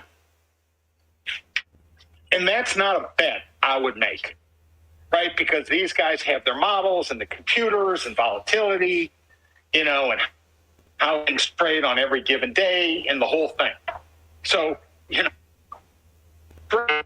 that clown, right? He is just a sucker, and he's trying to sucker more people in to his sucker bets, which is why he'll never speak against someone like me or get on these calls or get anything tested. And he comes with all his crackpot theories, and he's a clown. Here's the idea of loading the options for retail to go in and load up puts on the options chain while holding stock, because the theory is when you buy calls, the market makers drag it down to max pain. So this is such a dangerous theory to be pushing out. If retail loaded up on puts to try to trick the options change into play the market maker and the hedge funds, we will get absolutely freaking annihilated, because what will end up happening is the puts will print. You're not really making money because you went put versus long. And I don't think the flow of what they think will happen, where we'll be above max pain to fight off those puts, will happen. I think they'll just drag the freaking stock down if everybody did that. It's such a crazy idea to think about. I can't believe some of the people who went after Review Dork for talking about buying and selling and swing trading AMC are now the same people talking about buying puts to try to trick an options chain and playing off of max pain. I don't know. I can't even believe this is out in the community right now. And so if people does that and they lose all the money, who's going to take responsibility for that? Well, what happens if a bunch of people decide to buy puts and the freaking stock squeezes? Yeah, exactly. I mean, who's gonna take responsibility for all the losses people will have? Anyone? Any gains you might have had by buying and holding could be erased overnight if you buy a put and the stock decides to move up. I've been selling them. And that's a different thing there. Yeah, absolutely. Because there's no way I'm going to buy a put. I'll sell a put all day long. Especially when it's getting down to the price it is now. Yep. So, and I was selling puts when it was at 13 and 14, I was selling $15 puts. Well, there's quite the bear trap brewing, in my opinion, is what it's looking to me. I'm watching the rest of the market bleed down 8% on most of the hedge funds' long positions. So they're having liquidity issues like crazy. So their shorts are not going down. If anything, we're up over the past month. We bounced 12.95. We hit 34. Had a fraud day, January 28th, part 2. But we're still sitting around $20, which is almost filled now compared to the big run we had on 328. So to me, I'm just saying, to me personally, I think right now this news coming out about this new theory and trying to manipulate the options chain is freaking suicide. It's crazy, man. It's what happens when you get a bunch of people that are trying to give advice after reading a paragraph of Investopedia and thinking they're selling themselves as professional investors. And the sad thing is a lot of people listen to these guys, and it's just not right. I don't like. Hey, Spence, go ahead. Hey, Spence, can I add something to this? Yeah, go ahead, man. And I think it's something that everybody needs to keep perspective on. When you make an investment, there is no instantaneous rich. I'm a real estate guy. I'm not a stock guy. I got back involved in this nonsense when COVID was at its high point. And I'll be the first one to jump up and say, I got out of it for a reason, and that was Enron. That was a long time ago. And I said, never come back, and here I am again. But during COVID, that's what got me back into it. But when you're doing real estate investments, you have to look at it as a long-term investment. It's not short-term. This is a long-term investment. You have to be patient. You can try to cut corners, and every time you try to cut a corner, I guarantee you'll get screwed in the ass every single time. That's true. I'm not a financial advisor. I'm nothing but a guy paddling his canoe up Shit's Creek. That's all I am. Nothing special. But I've got a gift at real estate. But if you apply them same principles that you would use for real estate against this, patience is a virtue. And I'm deep in this. I got about 40 grand wrapped up in it. But it's important that people should not try to cut corners. Because when you cut corners, you're only going to hurt yourself. And this is just my opinion. If you cut corners and you try to push something that's not ready to go, it's only going to hurt. You're only going to hurt yourself. That's just my solid advice. Anytime I've lost money on a trade has been because I decided to sell too much or too often, which, a lot of financial analysts have been coming out on the MSM and they say the biggest problem with retail is trading too often. And I agree with that. Anytime that I've been more stable for long-term holding on my stocks, including AMC, I've made way better returns. So funny enough, man, I would say my real estate investments are doing better, even though I'm up. My real estate's doing better right now than my stock trading. So if you told me right now, Bill, you got to sell your investment to do some kind of purchase other than something, God forbid, happen health-wise with either me or my wife or the kids, there's no reason, and I've let real estate slide by, that I looked at and bit my tongue and my teeth in the side of my mouth and said, that's, I can make, a quick 50, 60 grand on this in 4 to 6 months time, but I let it slide by because I don't want to stretch myself too thin, and, because I've got a lot of money strapped out and other stuff. But no, you can't look at this as saying, well, it'll be done by X. It doesn't work that way. And I just listen. I'm a lurker. I don't talk a whole lot, but I agree with most of the shit Mark says because I think he's got a little bit more age on him and he's been there and done that. But for what it's worth, this isn't something you can push. There's no quick fix, carpetbagger way of making this happen. It's going to happen when it's going to happen, and that's the way it works. So, Bill, do you and I know each other? Like, met you? No, Mark, no. But we've talked about chickens and eggs and farming. That's right. But it's not like I know you or we're related or you're a pet, right? I don't know you.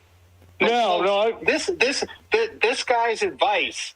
I mean, this is someone who you can listen to because it's not flashy. It's just solid. And it just makes sense. And if so, Sugar, when you say the crackpot shit with the options, you're a sharp guy too. I don't give a fuck if you drive a truck, bus, boat, plane, train, whatever. And the same thing with you, Bill. You guys just make sense. And I would have money with you before I'd have money with Melvin, Tiger Global, Kathy Wood, Jim Cramer, any of these clowns. Because it makes sense. You're not promising someone, give me $1, I'll turn it into $2. It just makes frontline sense, right? And if you can think of it as making sense, you're so far ahead of the game because you're not destined to fail from the start. I mean, if you listen to some of these crackpot theories, you're destined to lose from the start because it's hard enough as is. Timing, volatility, dangerous world, rates going up, war, inflation. It's fucking hard.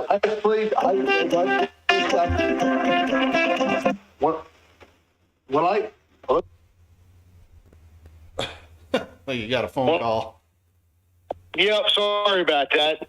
When I first got involved in this stock and started playing the game, I never played with options before, but I've read a lot. I spend a lot of time reading, and I said, you know what? And this was back last January. I jumped into a couple of options that were 3 months out, and I watched them go good. And I said, "Oh, I'm going to just hold these a little longer." Then I watched them turn south, and then I watched them turn into outhouse wallpaper. And I said that this shouldn't happen.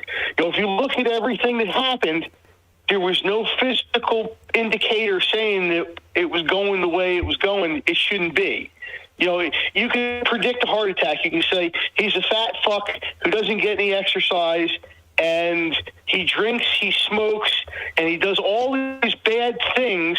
I'm not describing myself all the way on that either, just a little bit. And he's going to wind up having a heart attack. That's what happens. You can predict that. You look at this, nothing this year has been right. It's like this is the backside of the rabbit hole. We're in Alice in Wonderland now.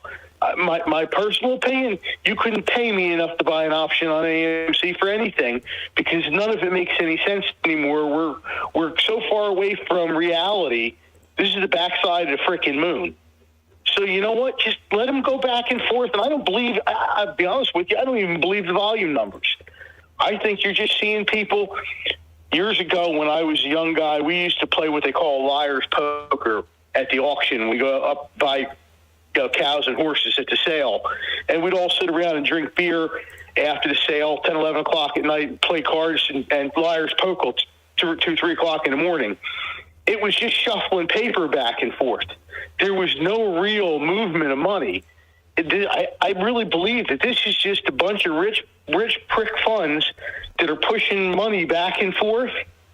But they all know, they've already determined who's going to walk away at the end of the day as being the winner until something, and it usually happens, something will go bonkers, and that's when all hell breaks loose, and that's when we're going to get our shot.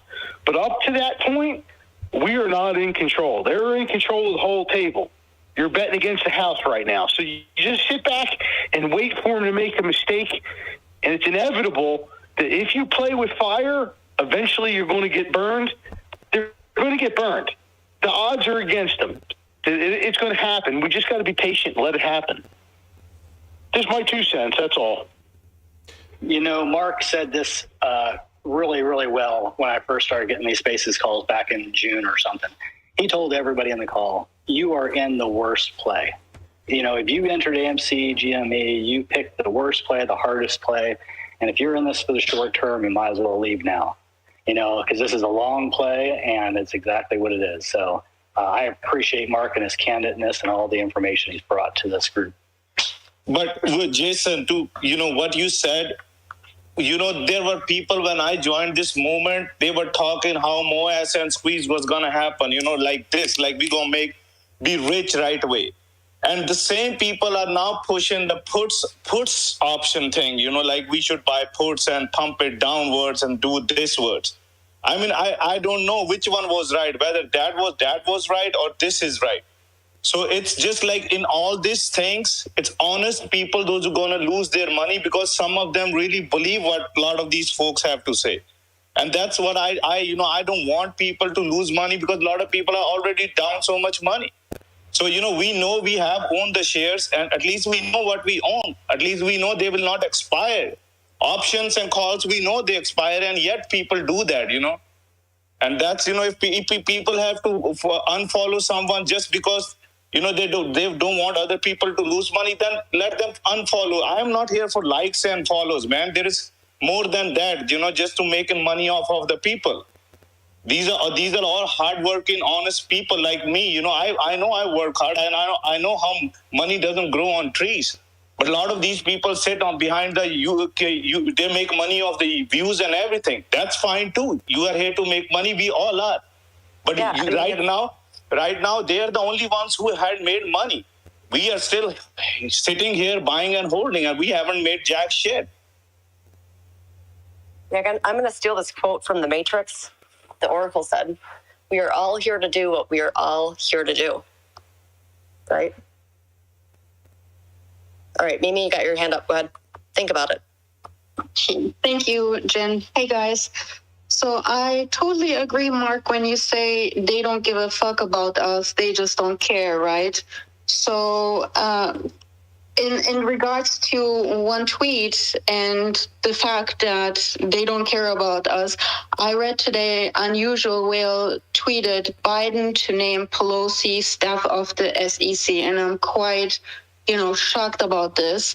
And I kind of wanted to know, Mark, if you have any opinion on this. What kind of fucking strategic move is this when we all know, how these crooks work in the background all together? I think that's a joke. I don't think that's. I think that's a joke. They've already gone. I was wondering, like, he's usually legit. I'm hoping it's a joke. I mean, people can do all sorts of stuff. If they can ban me from Twitter for a week for using the word execute, as in get the job done, anything can happen. So she's too old to even do what she does. So I think people are in the process of losing their minds. Mm-hmm. If you haven't lost your mind, I think it's because you're base sane to begin with. I think, everyone just needs to understand this is a dangerous game. It's a rigged game. They don't care about you, and you just got to think before you act. That's all. Just got to know what you're in, why you're in it, and if something doesn't make sense or you can't explain it, you probably shouldn't do it. Because this whole thing is set up for you to fail and for you to miss. And definitely, I agree. But it's hard. It's hard. So I'm glad you can. Look, I've been doing this a very long time. I mean, I'm 61 years old. Mm-hmm. I've been doing this for 40 plus years, and I've never, ever, ever seen a more difficult time. Ever. And I've seen it all. This shit is impossible because things are so fucking broken. Mm. And the government doesn't care, and there's a war, and there's massive inflation, and interest rates are going up, and the volatility is extreme, and the game is set up to screw Joe Sixpack. So, yep. It would be much easier going to Vegas and betting on the 5 and the 9 in a craps game. and you don't have to play. There's no one putting a gun to your head, and you can be long term and you can buy and hold and do whatever. But as Bill said, and some of you guys have said, if you're in it for the pull, be in it for the pull. And options are not for the average person, and you got to be very careful. And the other thing is, I think along the lines is you guys should, amongst your crew, push education, and you shouldn't listen to any of these other stupid calls or any of this other worthless shit where these guys have agendas that make no sense, or people who hate on sugar. There's no reason to hate on sugar. There's no reason to hate on anybody. No one's done it, no one knows anybody, and no one's done anything wrong. I don't know any of you guys. So, there's no reason for it. I mean, everyone should just say, this is a fucking tough time. It's a crazy time. It's a volatile time. And you got to be very, very, very careful. Very careful. And you got to be very careful if you listen to somebody and make sure they're on the level and they know what they're talking about. And if it doesn't make sense, have them try to explain it to you. Because a lot of this stuff makes absolutely no sense. None. My 2 cents, my non-financial advice would be, for every dollar that you think you want to put on calls or puts or anything, any sort of financial derivative option on AMC, you should have already spent at least $2 of those dollars at your local AMC if you're long AMC. You do that, we would be out of this mess in a real hurry with 4 million shareholders.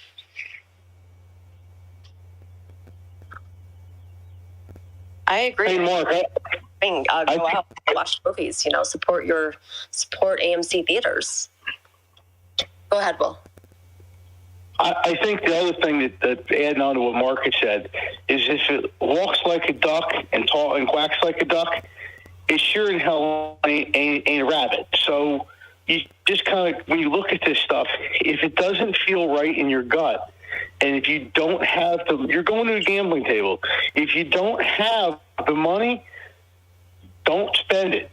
I've had a couple of friends here local that when they got their stimulus checks, I told them, take half that and just put it away. Oh no, I'm going in it. They go to the casino. I'm very close to Atlantic City, and then they're crying the blues. They can't pay their bills, and they come to me and say, well, how come you're doing all right? I'm like, well, I don't get stimulus checks doing what I do. I said, but I just put money away for a rainy day, and that's what we live off of when things are tight. But if you're taking your rent money or your car payment money or your mortgage money, and that's what you're going to go gamble with, you need to back away from the whole thing. Yeah, you got a problem at that point. Yeah. Yeah, it's definitely. This is something that you're doing as an investment. You got to look at it that way. And if you're using this money, if this is your money to go grocery shopping with, you shouldn't be investing it in calls or puts or anything at that point. You kind of got to. I hate it, and I'm not knocking anybody in their situation, but you got to put your big boy pants on and say, I have priorities, and this is dream money or invest money, and the rest of it is an important stuff for living.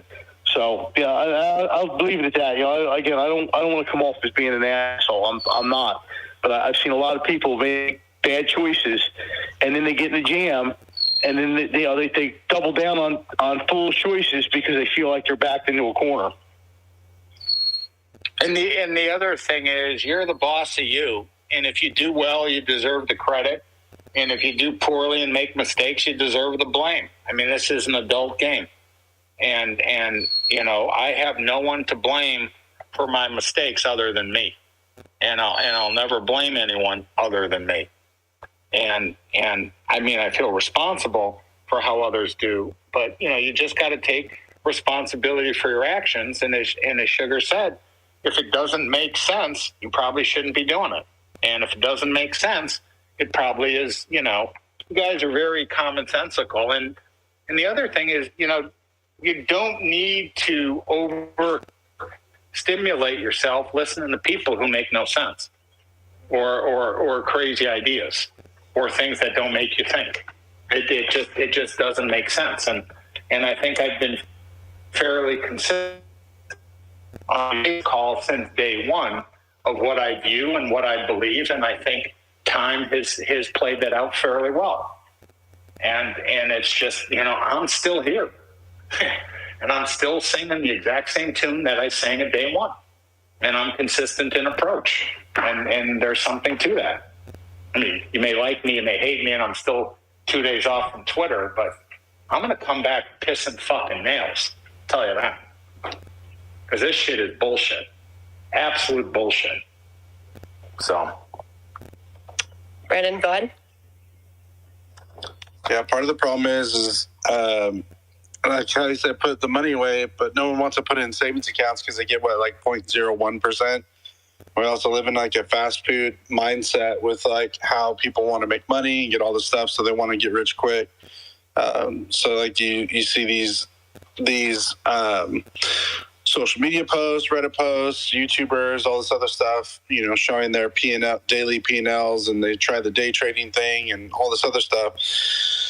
It's an educational process that you kind of have to, unfortunately, go through on your own. You're going to lose some money, but you got to look at it as like an education and only play with something that you're comfortable losing or getting a grasp of as well. Like the hardest part about any of this is the patience that it takes to withstand and do any sort of financial investment. And then the only thing that's crazy about the AMC one is that there's so much fuckery tied to it. There's no other way to kind of put to it that makes it even more a mental drain. But if you can survive this, man, you're going to be so much better once they hopefully find better ways to improve the market to make it more fair across the board.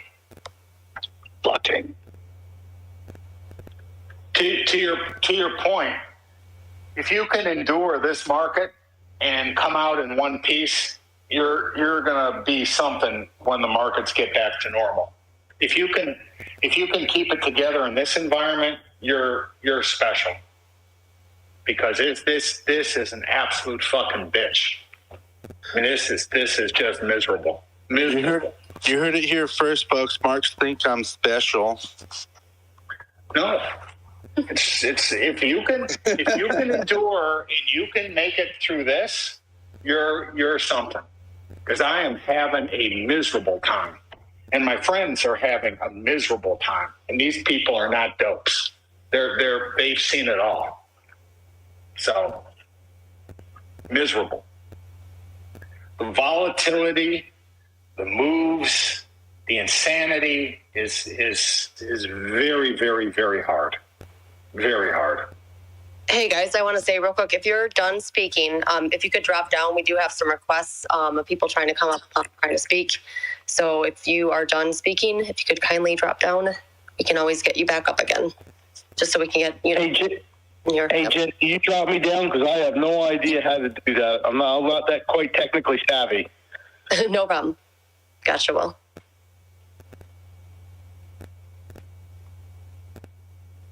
You need more space? You need me to go down? Hang on here. Okay. I need maybe like two more spots. Jen, okay. You can drop me. Bye.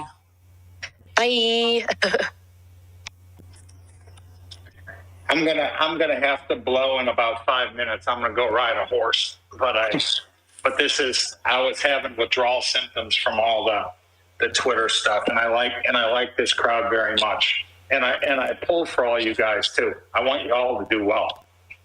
Hey, good morning, Mark. I had a quick question for you. Yeah. I think you pitched ADN, Advent Technologies. It inked a deal with Hyundai Motor Corp, and it's up 75%. I've honestly never heard of that thing. So, did you have another battery company that you liked? Yeah, I like Enovix, and all that thing does is go down. ENVS. I love it, but all it does is go down. So I'm banging my fucking head against the wall on that thing. I'm so pissed off. So we can have a call on Enovix one of these days, but I'm just pissed off. All right. I'm used to play to win. I want to win, and when I lose, I hate it.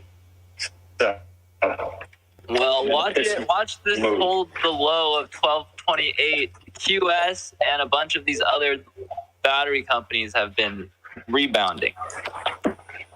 Yeah, I get it. I'm well aware. I think whatever fucking year this is, at some point in time, the Enovix is going to be a big deal. But so far, it has. It's been shit this year. On that note, I'm going to ride Oscar, everybody. But I'll be back on the Twitter on Friday. And just Jen, Spence, Swain, Shug, all you guys, keep up the good work. And it's dangerous out there, so be safe. Thank you, Mark. It is not easy, everybody. So take care, and I'll be back a couple days. Thank you, Mark. Yeah. All right, sounds good. Bye, Mark.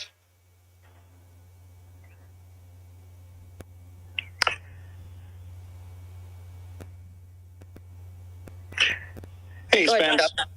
Hey, this is T-Dog. I've been following you guys forever, never really spoke, but kind of thinking about this whole market situation and where we got to today. If you think back what happens when Russia reopened their market and suspended short trading, I think back and I'm older than probably most of you guys, but I think back in 9/11 when the market reopened, they suspended shorting. 2008, shorting was suspended.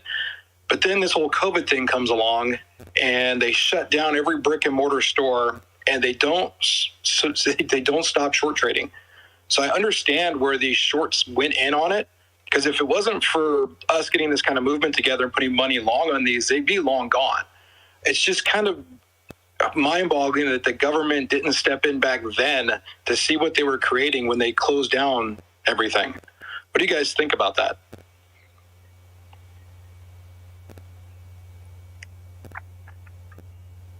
Spence, you there? Swing, Sugar, Jason. By the way, I have 5 spots open. So if people want to come up to speak, come on up. We'll bring you up.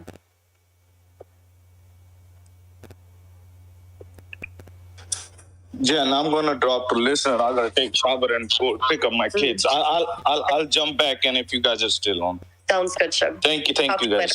Thank you. Later, Shib.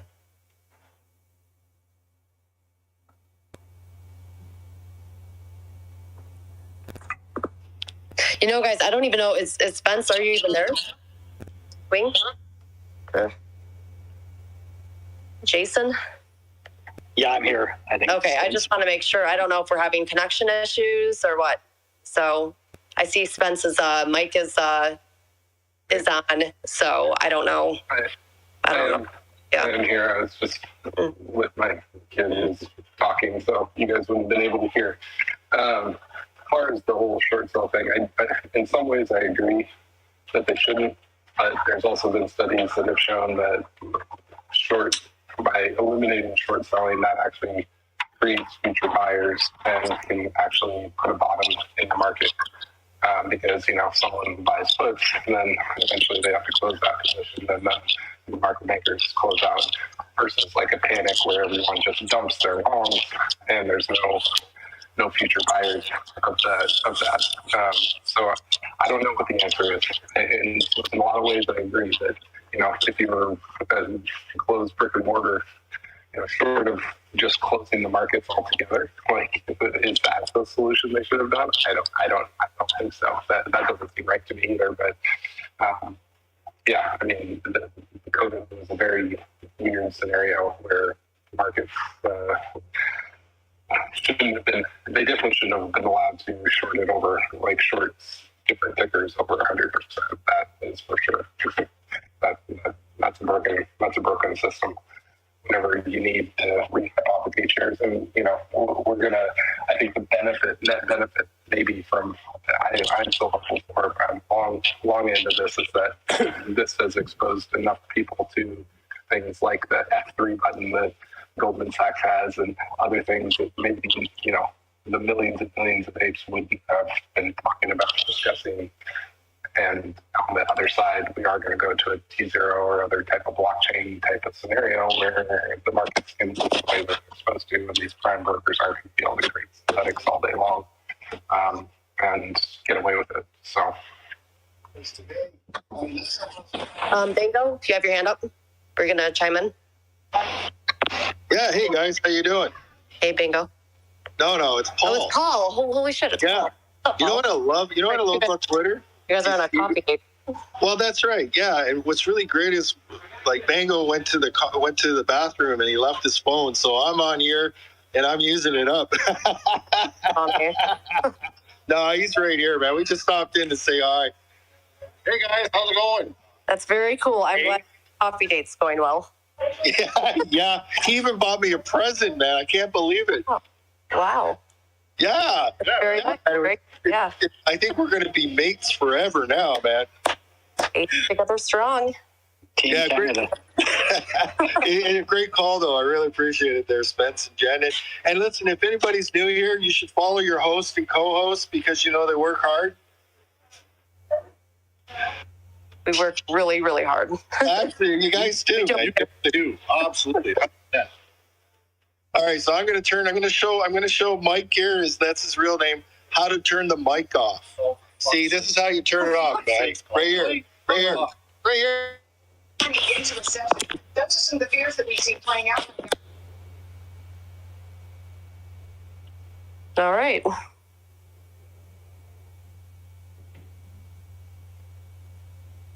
So it's just after 2. Looking at the market, I haven't read the minutes, but looking at the initial reaction of the market, it seems to have liked whatever was in those minutes.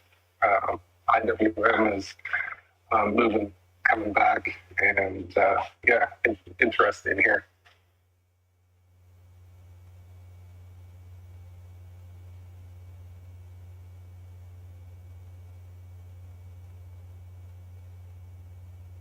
I think what Swing is trying to say is, let's go, baby. Right? No, I'm saying let's fucking gold. Let's fucking gold. Sorry. I got to try and swear less. Let's gold, baby.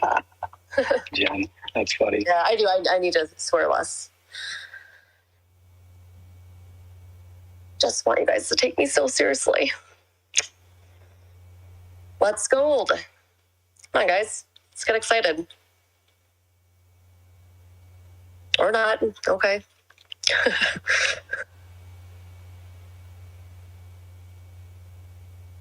Spence, I'm worried about you.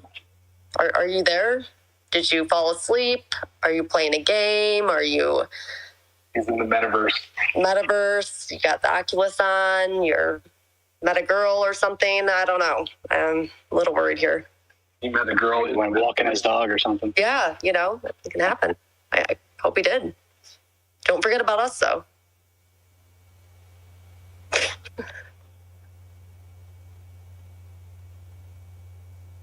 Like, totally forgets that he's, like, hosting a call right now.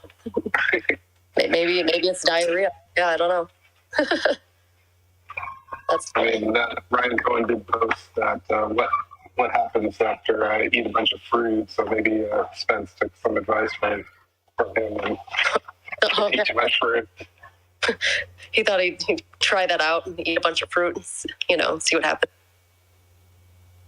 Lots of diarrhea. I saw you, Spence, and a few of you guys burning the midnight candle last night. Last I was night? about to hop in, and it dropped, yeah. I was in bed already, so... Yeah, that was a late call. I wasn't expecting Spence to start a call. Yeah, I saw him light on, like, damn, Spence is up? Yeah, normally he's, like, sleeping by then, I mean, I was in bed myself, too, but, yeah. Yeah, there was a couple times I almost fell asleep. When you're in space calls all day, right? It gets tiring, that's for sure. Man, you accepted me up in here really quick, Jen. What's up, Jay Brent? What's up? I was just listening earlier. I was waking up. Up late. Shock, right? Nice working for yourself, right? Hey, Brandon, I see if you want to come back up, you can. Anyone? Indeed. Don't be shy.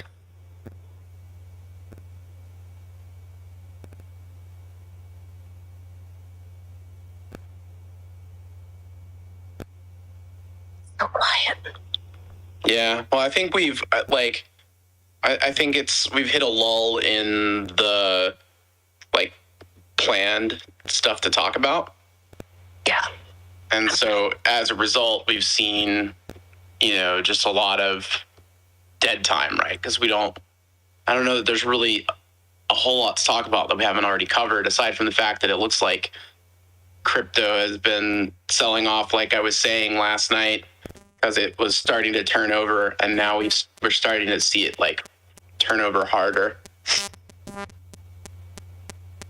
Which, it's been in line mostly with the moves we've seen in the, the broader markets. But I think, I keep going back to crypto only that, I've been seeing it and other people have been seeing it as, a leading indicator of where things are headed in the broader market. But yeah, who knows at this point, since, like what Mark's been saying, it's all a mess. It's all crazy, and nobody really likes anything or anywhere that anything is going, because it seems like everything that everybody outside of the market makers and those that are involved in all of these games, essentially, to them, it's financial games, right? they're playing games with everyone's money, and outside of those people who are playing that really big and dangerous game, we're all kind of blowing with everything else in the wind, that's going on. So, and that's inclusive of a lot of the non-bad hedge funds, because there are people out there, that aren't being stupid like Melvin, that are trying to do good, like the Burries and the Porters and the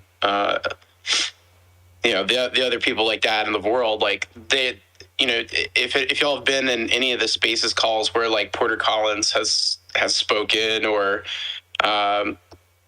Mark as well, or if you've heard a lot of the stuff that like Burry has put onto Twitter, like all of them, and all of the other people who were, who popped up on Spaces calls in the Big Short, that were in the Big Short, like Danny Moses has also been on a few that I've listened to, and they're all speaking the same things. They all don't like that the average trader is being fucked over.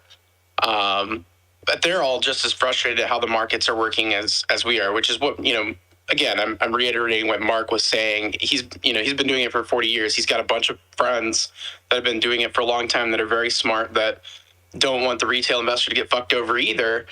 But, I guess I take solace in the fact that these professionals who went through all of this in 2008, who went through this in 2000, who went through this in the 1980s, are all having the same frustrations we're having, because that to me means that, if we're all having the same frustrations about the same things in the same ways, or at least very similar, then it sounds to me like we're, and these are the smart ones of the bunch, right? Like that makes me believe that we're on the right path. Kind of what Mark was saying again, like a lot of us have, better heads on our shoulders than, some of these nut jobs over at like Tiger Global, because we're listening, we're learning, and we're gaining that experience from those experienced, the people who were experienced with Wall Street prior to, the last couple of years. So that makes me feel good anyway, that like I'm making decisions that are in line with seasoned, rational, like smart investors who aren't being aggressively risky, like or stupidly risky, right? So I guess that's my positive spin on all this for what's been going on.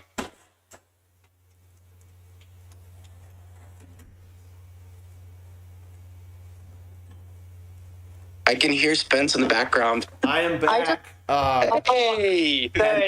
Had to take the doggy outside, and my neighbor's dad came in to visit from New York, and we were talking about the AMC stock halt. Very cool. Because he's in, man. Nice. He said it looked like we were going to be really rich for a minute the other day, and I said we were. And that's my dog drinking water, by the way, too. So I can't really hear that. I can't hear that either. Hedge the one. What's up, guys?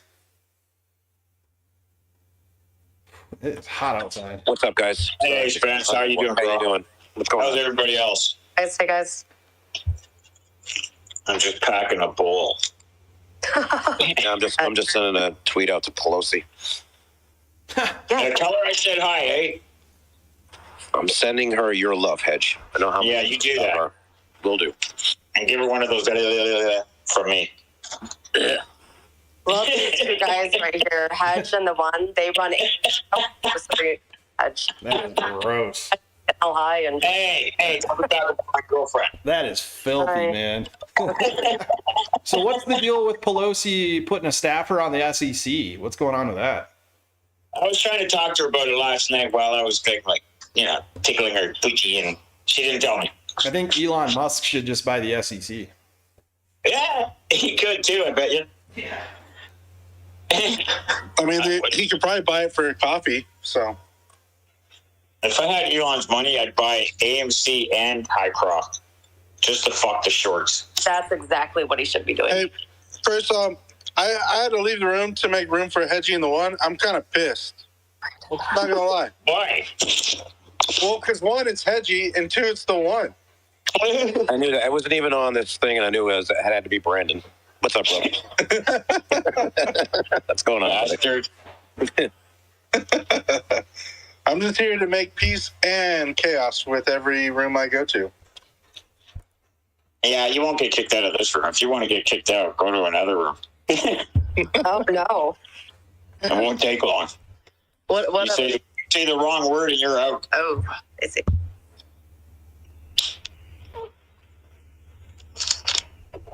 Yeah, I was cleaning up, and I found my pipe.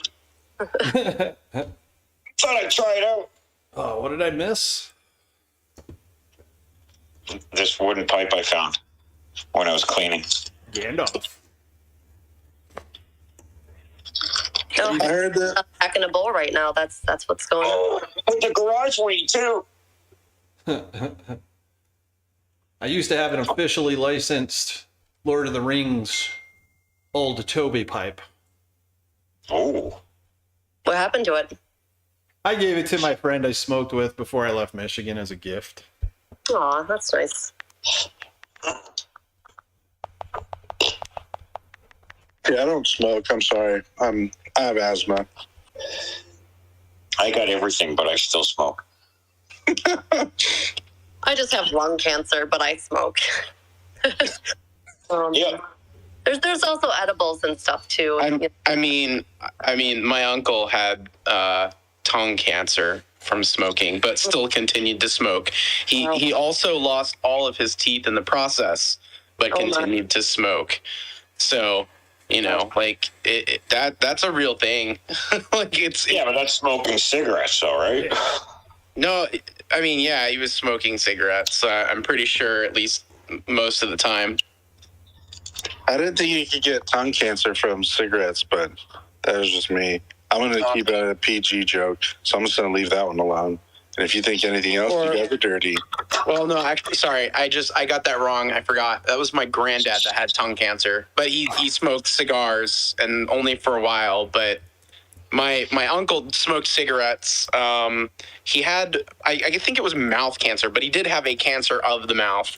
It was not tongue. I messed that up with my granddad's cancer.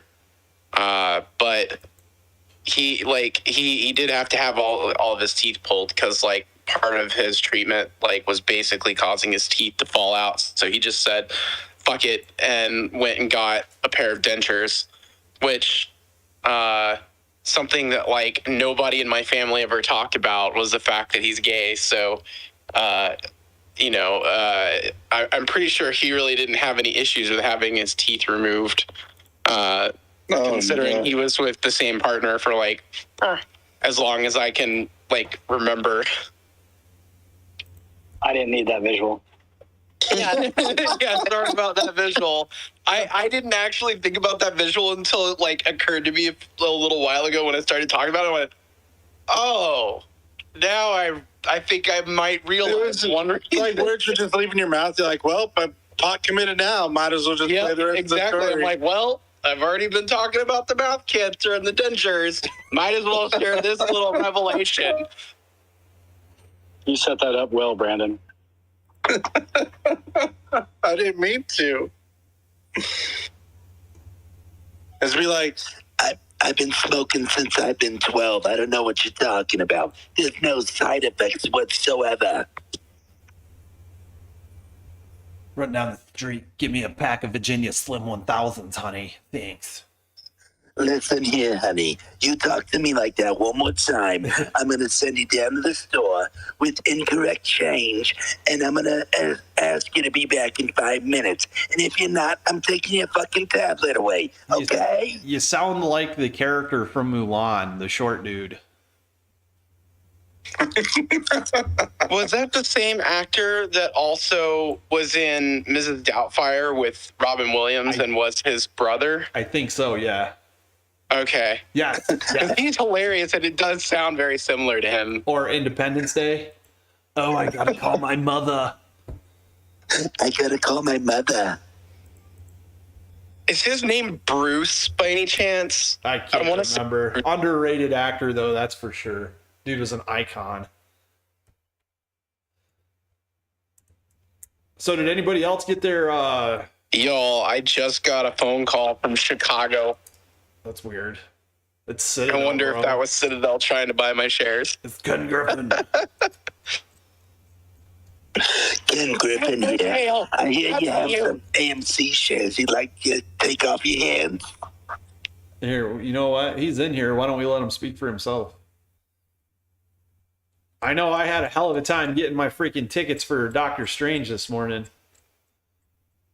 Demand is high. I'm so excited about that movie. There's so much.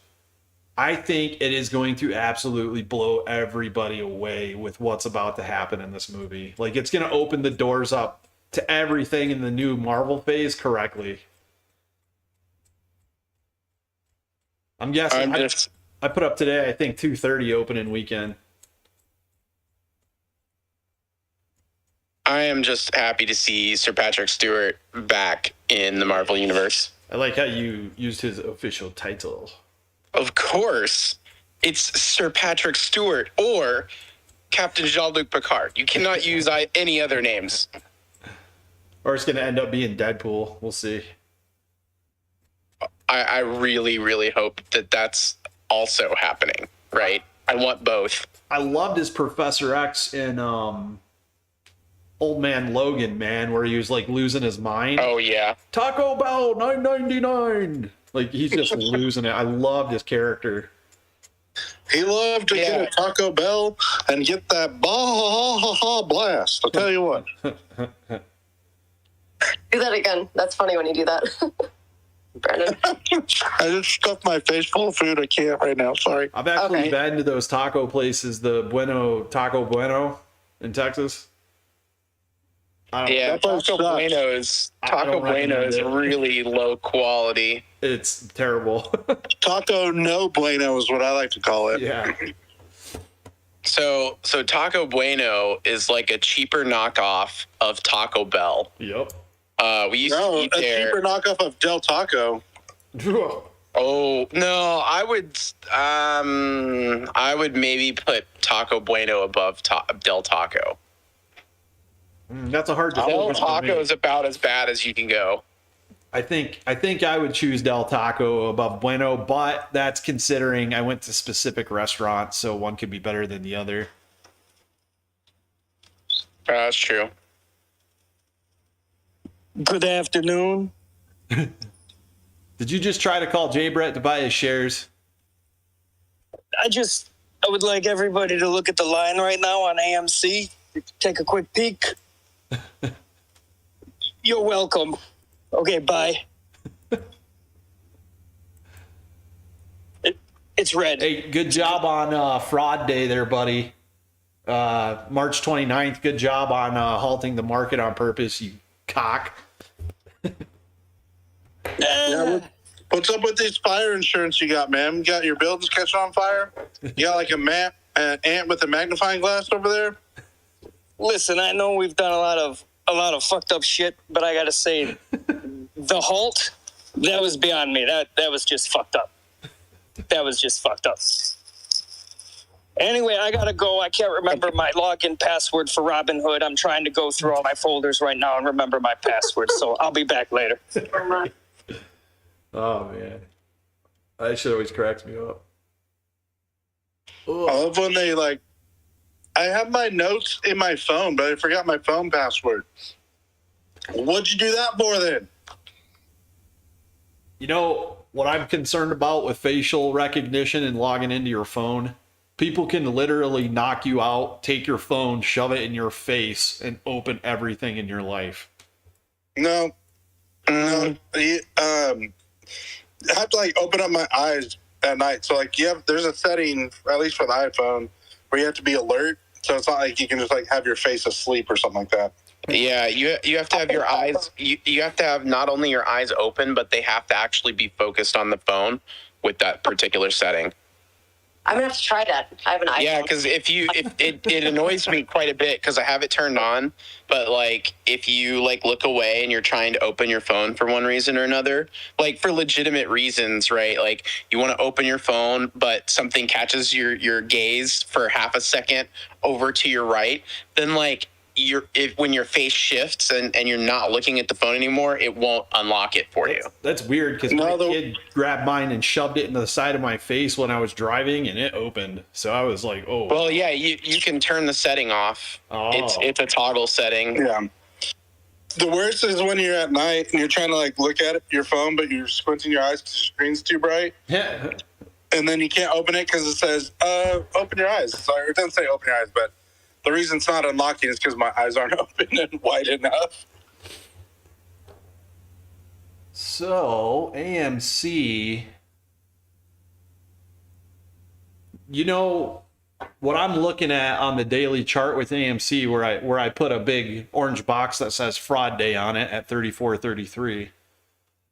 Basically, we just took back on the downside the big candle on 328. But it's having trouble breaking $20. So we might actually see something pretty positive coming forward here soon, especially with all these other plays that Melvin and Citadel and these guys are in, going down 4 to 8 to 10% today alone. I don't know. I'm looking at today. I know we're down 4% right now or whatever, but I don't know. I'm looking at some type of reversal happening pretty soon, in my opinion. I just got some feelings, and I'm definitely not going to buy puts. So I mean, to kind of expand on that, one thing I was looking at not too long ago was the RSI stuff, because I've had MACD turned on for a while, and I am not paying for premium, trading view at the moment because I have to be judicious with my funds now that I've kind of gotten rid of the steady flow of income that my previous job offered me. Right. And so, like, I had just switched to RSI. RSI has a supporting trend line that AMC's kind of been following. So, like, RSI could still dip a little bit further. There could be still a little more downside before it hits support, but it does look like there's a support and an uptrend forming. So, from a technicals perspective, like I don't like to always look at technicals. I'm kind of really done looking at the price. I'm just watching more the broader markets and looking for my side plays, right? And I'm looking kind of at like what we see on RSI, MACD, and several other things, and it looks like MACD's about to turn over in a bad way on the daily. But the RSI has some support. So I don't know. We're trading in the Ichimoku cloud and back in that like down wedge channel. So like we had what looked like a breakout, and I would actually say we had broken out really, because we had 3 candles above our wedge, and we were also 3 days above the 200-day moving average. The 100-day moving average. So like we had all these like positive firing indicators.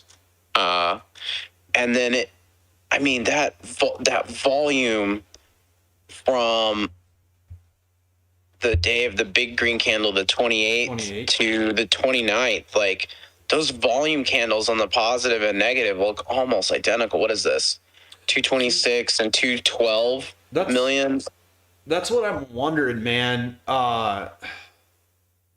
I don't know what really happened. Obviously, nobody could prove what really happened. But to me, it looked like somebody decided to cover, and Citadel or whoever was not ready to absorb that. That's what it just seemed like to me. Yeah, I mean, it's really interesting because if you look at the volume starting back from like the 15th of March, it's all just like solid, like you can kind of draw a solid trend line up with that, with the exception of the 23rd in there kind of as an anomaly. But you can kind of draw this like trend line up until the 28th.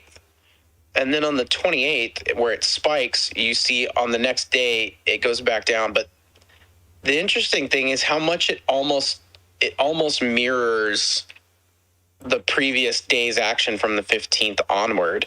Yeah. And we kind of hit that low volume point again. So it's just a really weird pattern of volume of just how solid there were of green days, followed by now there's just solid red for the last,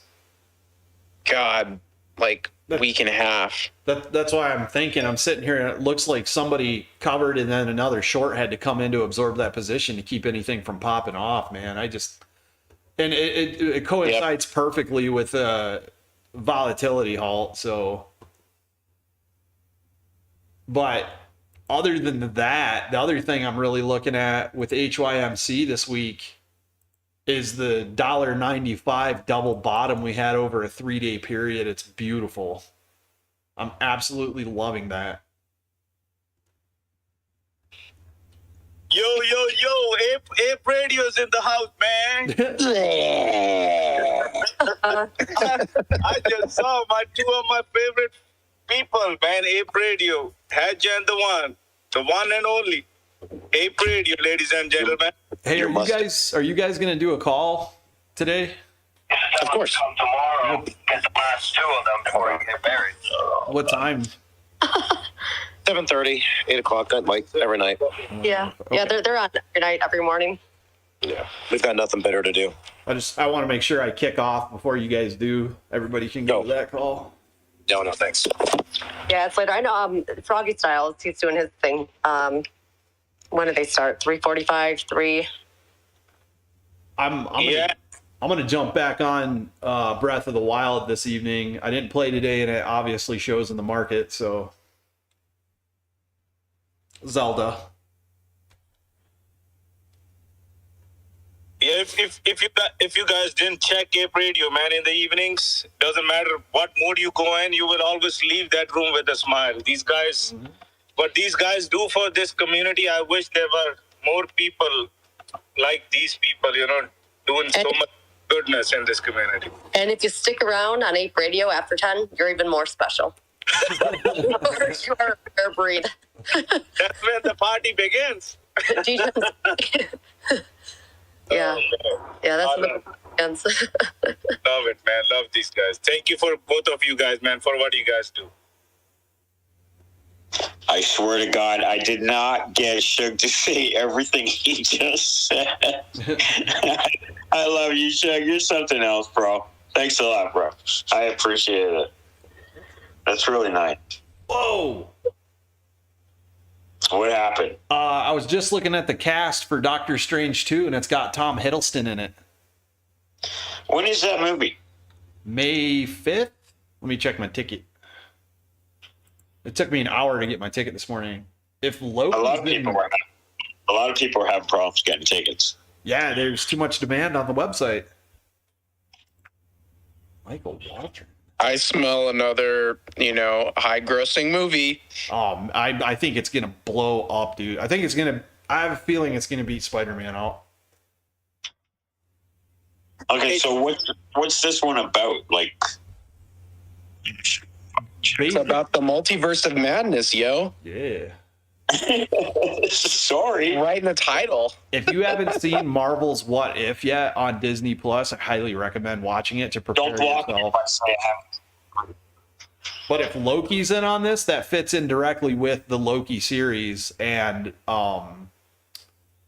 the TVA and Kang the Conqueror. So, man, there's so much being set up right now. Especially with what looks to be if the Fox X-Men are actually going to be in this. That's huge. Oh, yeah. House of M, all that. Well, I think, didn't they absorb, or weren't they going to be absorbing some of that content again? I wanted to say it was Fox, but because I think Fox was going to be bought by Disney. Wow. Or something like that, or Disney's like No, Disney's the parent company. I want to say Fox is somehow involved there. Like there was talk of Fox being bought or whatever. I don't know if that ever came to be. Huh. That's the first time I've heard of that. I know they realized the benefit and financial benefits of doing cross-promotional movies, as you saw with Sony and Spider-Man. Marvel, Fox, Sony, all them guys, letting them borrow characters per se. So it was 21st Century Fox. Full acquisition. It was initiated in 2017 and completed in 2019. Oh wow! Yep. So Disney owns 21st Century Fox. We'll see with Amazon finalizing their MGM acquisition too. I think I don't want to say I think Adam Aaron might be looking at trying to increase content on AMC On Demand, whether it be with Disney or whatever. But if they can acquire something to get some new titles on AMC On Demand, more into the TV series type thing, I think that will help profits come in a lot more on that platform. They're doing something with On Demand. I can just see it coming. Yeah, I kind of feel like the new model in terms of like entertainment media content is going to be like you've got two parts, right? You've got the television and you've got film. I think that's the way I want to split the hairs on this one. And with television, you have a certain profitability model, right? Which is that you want to buy the best time slots, and you want to buy and you want to drive the highest viewership, which will bring in ad revenue, which is how you make your profit on your TV show. That and product placement, right? Because they made a big deal about product placement. I think 30 Rock nailed that joke really well. And so like you've got product placement, you've got like outright advertising in between shows, but with everything moving from cable to, from cable TV to streaming, I think what we're going to see is a migration of the same sort of pattern of like buying channel packages, and bundles, but yet we're going to do it online. I think if there was a really smart company out there right now, what they would be doing is they would be creating a marketplace to create bundles, and that you work a deal with all of the back end streaming providers to offer like a discounted deal, something on the order of like, if you include us or you include this channel in your package, some percent cut goes to that streaming company. And then like, if the selection happens to be 90-10 of like two different vendors, then maybe there's like a bonus to them in terms of their in like the deal they get or something. I don't know. I don't know how you'd work it out exactly, but like a marketplace where people can go and build custom packages to only get the channels and content that they want, and then to have that be discounted in a way that gets people interested. And maybe you could also have movie deals in there as well. So like this, like you could buy a package, for instance, that would let you go to an AMC theater twice a month to watch 2 movies. Plus you would get, Fox, ABC, Disney Channel, and, something else, right? And that would maybe cost you like $20 a month. Yeah, I could see it happening soon, because that's basically what they did with cable. I mean, they just consolidated everybody into one thing.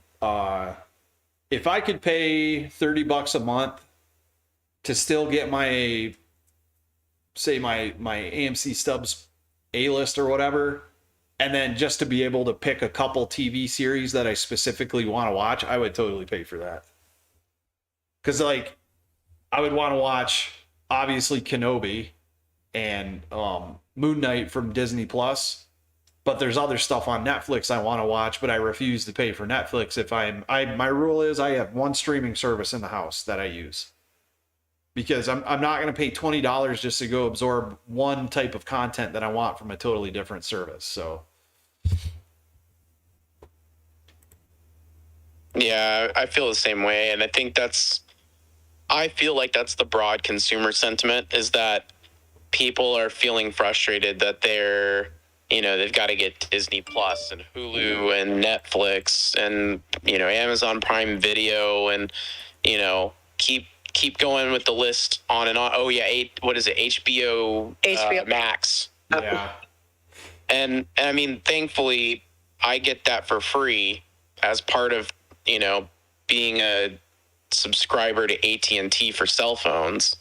But, not all of those, not all those deals are available. And on top of that, you've got things going every which way. Like, T-Mobile has their own deal for streaming content, I think. Yeah. Verizon has their own deal, so like, you're going to get something. You got Disney Plus for free for a year, I think.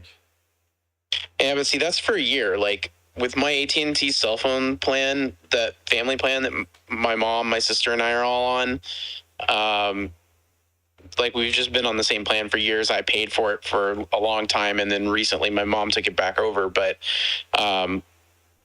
like, the thing is that because we have service through AT&T, we also get HBO Max for free. Like, it's just, they threw it in there for us. We're not paying extra for it. And so, like, stuff like that is great. And, like, that's not just for a year either. That's, like, permanent. We've just permanently had HBO Max for I don't even know how long now. It's, like, been 3 or 4 years now. Somebody on YouTube, Dave Astra Amga, can't pronounce the name properly. Disney owns Fox. Multiverse could technically include Alien and Predator references. What If did a reference to Darth Vader, the What If series. So yeah, who knows? Oh yeah, they from what I've seen on content online, they're talking like this movie is going to have some really serious like horror elements in it. So I'm pumped, man. That would be interesting if they managed to cross genres into like non-Marvel things, because we've always thought about everything as being in the Marvel Cinematic Universe and being part of the Marvel comics, thus being included. But yeah, a crossover like that is very intriguing. Yeah. Like, you could get really creative with it, and then you could also bring some of those other series in, potentially in some really goofy ways if you want to throw Deadpool in the mix. Yeah. And you could get some real crossover. An alien shooting out from Deadpool's stomach. Oh my God, that'd be hilarious. Yeah, I mean, I almost wouldn't even, I wouldn't even be mad if they made another Alien movie and then like Deadpool just pops up in the middle of the Alien movie, right, and then has an alien pop out of his stomach and be like, "Oh no, not again, my baby boy." Yeah, or that. Oh man. Well, I have to go get ready to go to Corrales and go to Village Pizza in about an hour. So I'm gonna, if anybody else wants to kick up a call, I mean, feel free, obviously. But Hedge and Reaper, you guys will have a call going later from what you told me. So I would recommend everybody hop into that call. I'm gonna close down, go get ready, enjoy the rest of my evening. I hope you guys do too. Thank you for coming so much. This was a really good stream today, a really good space call. Especially Mark coming in and unloading on Melvin was beautiful. So yeah, it was a good call. Oh, go ahead. Sorry. I was going to say, Spence, don't forget, I think I saw with Kenobi coming out, I think they delayed it one day, but I think they're giving 2 episodes back to back. Ooh. If you said that or you didn't say that, I remember. Yeah. Oh, I think that's the last that I saw. Kenobi, so, dude. Still am I. I can't wait. Yeah. Mandalorian's good, but Boba Fett's kind of biting the bullet here. Yeah. They brought Mando back in perfectly with Jon Favreau to save that series. And then all of a sudden they were like, yeah, Kathleen Kennedy's not really around right now. So, right. If you guys haven't seen the first episode of Moon Knight, too, I really enjoyed it. I thought it was great. So, was it? I liked it. All right, I'll take a look at it. It's real. It's the actor from the Star Wars movies. I forgot his name, but I like him as an actor, and the way they portrayed what was happening with the guy and all the ancient Egyptian stuff, I think is going to fit really good in with Eternals. So looking forward to the next episode today. All right, sounds good, buddy.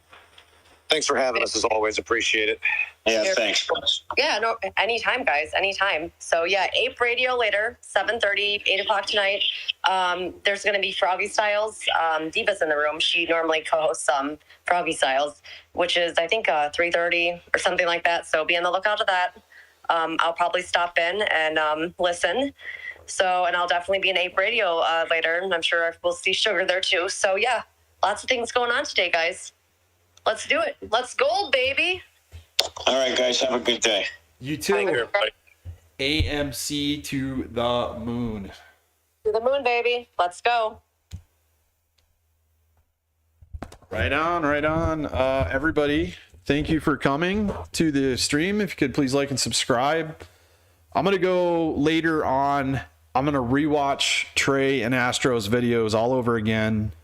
Really identify exactly what I think is going on in it and create some content on it. From what I'm reading on Twitter, and I don't know if this is 100% accurate or not, but they're talking about buying puts maybe to, I don't know, trick the options chain into not doing what they've been doing for months. I don't know. I don't want to push any of that stuff.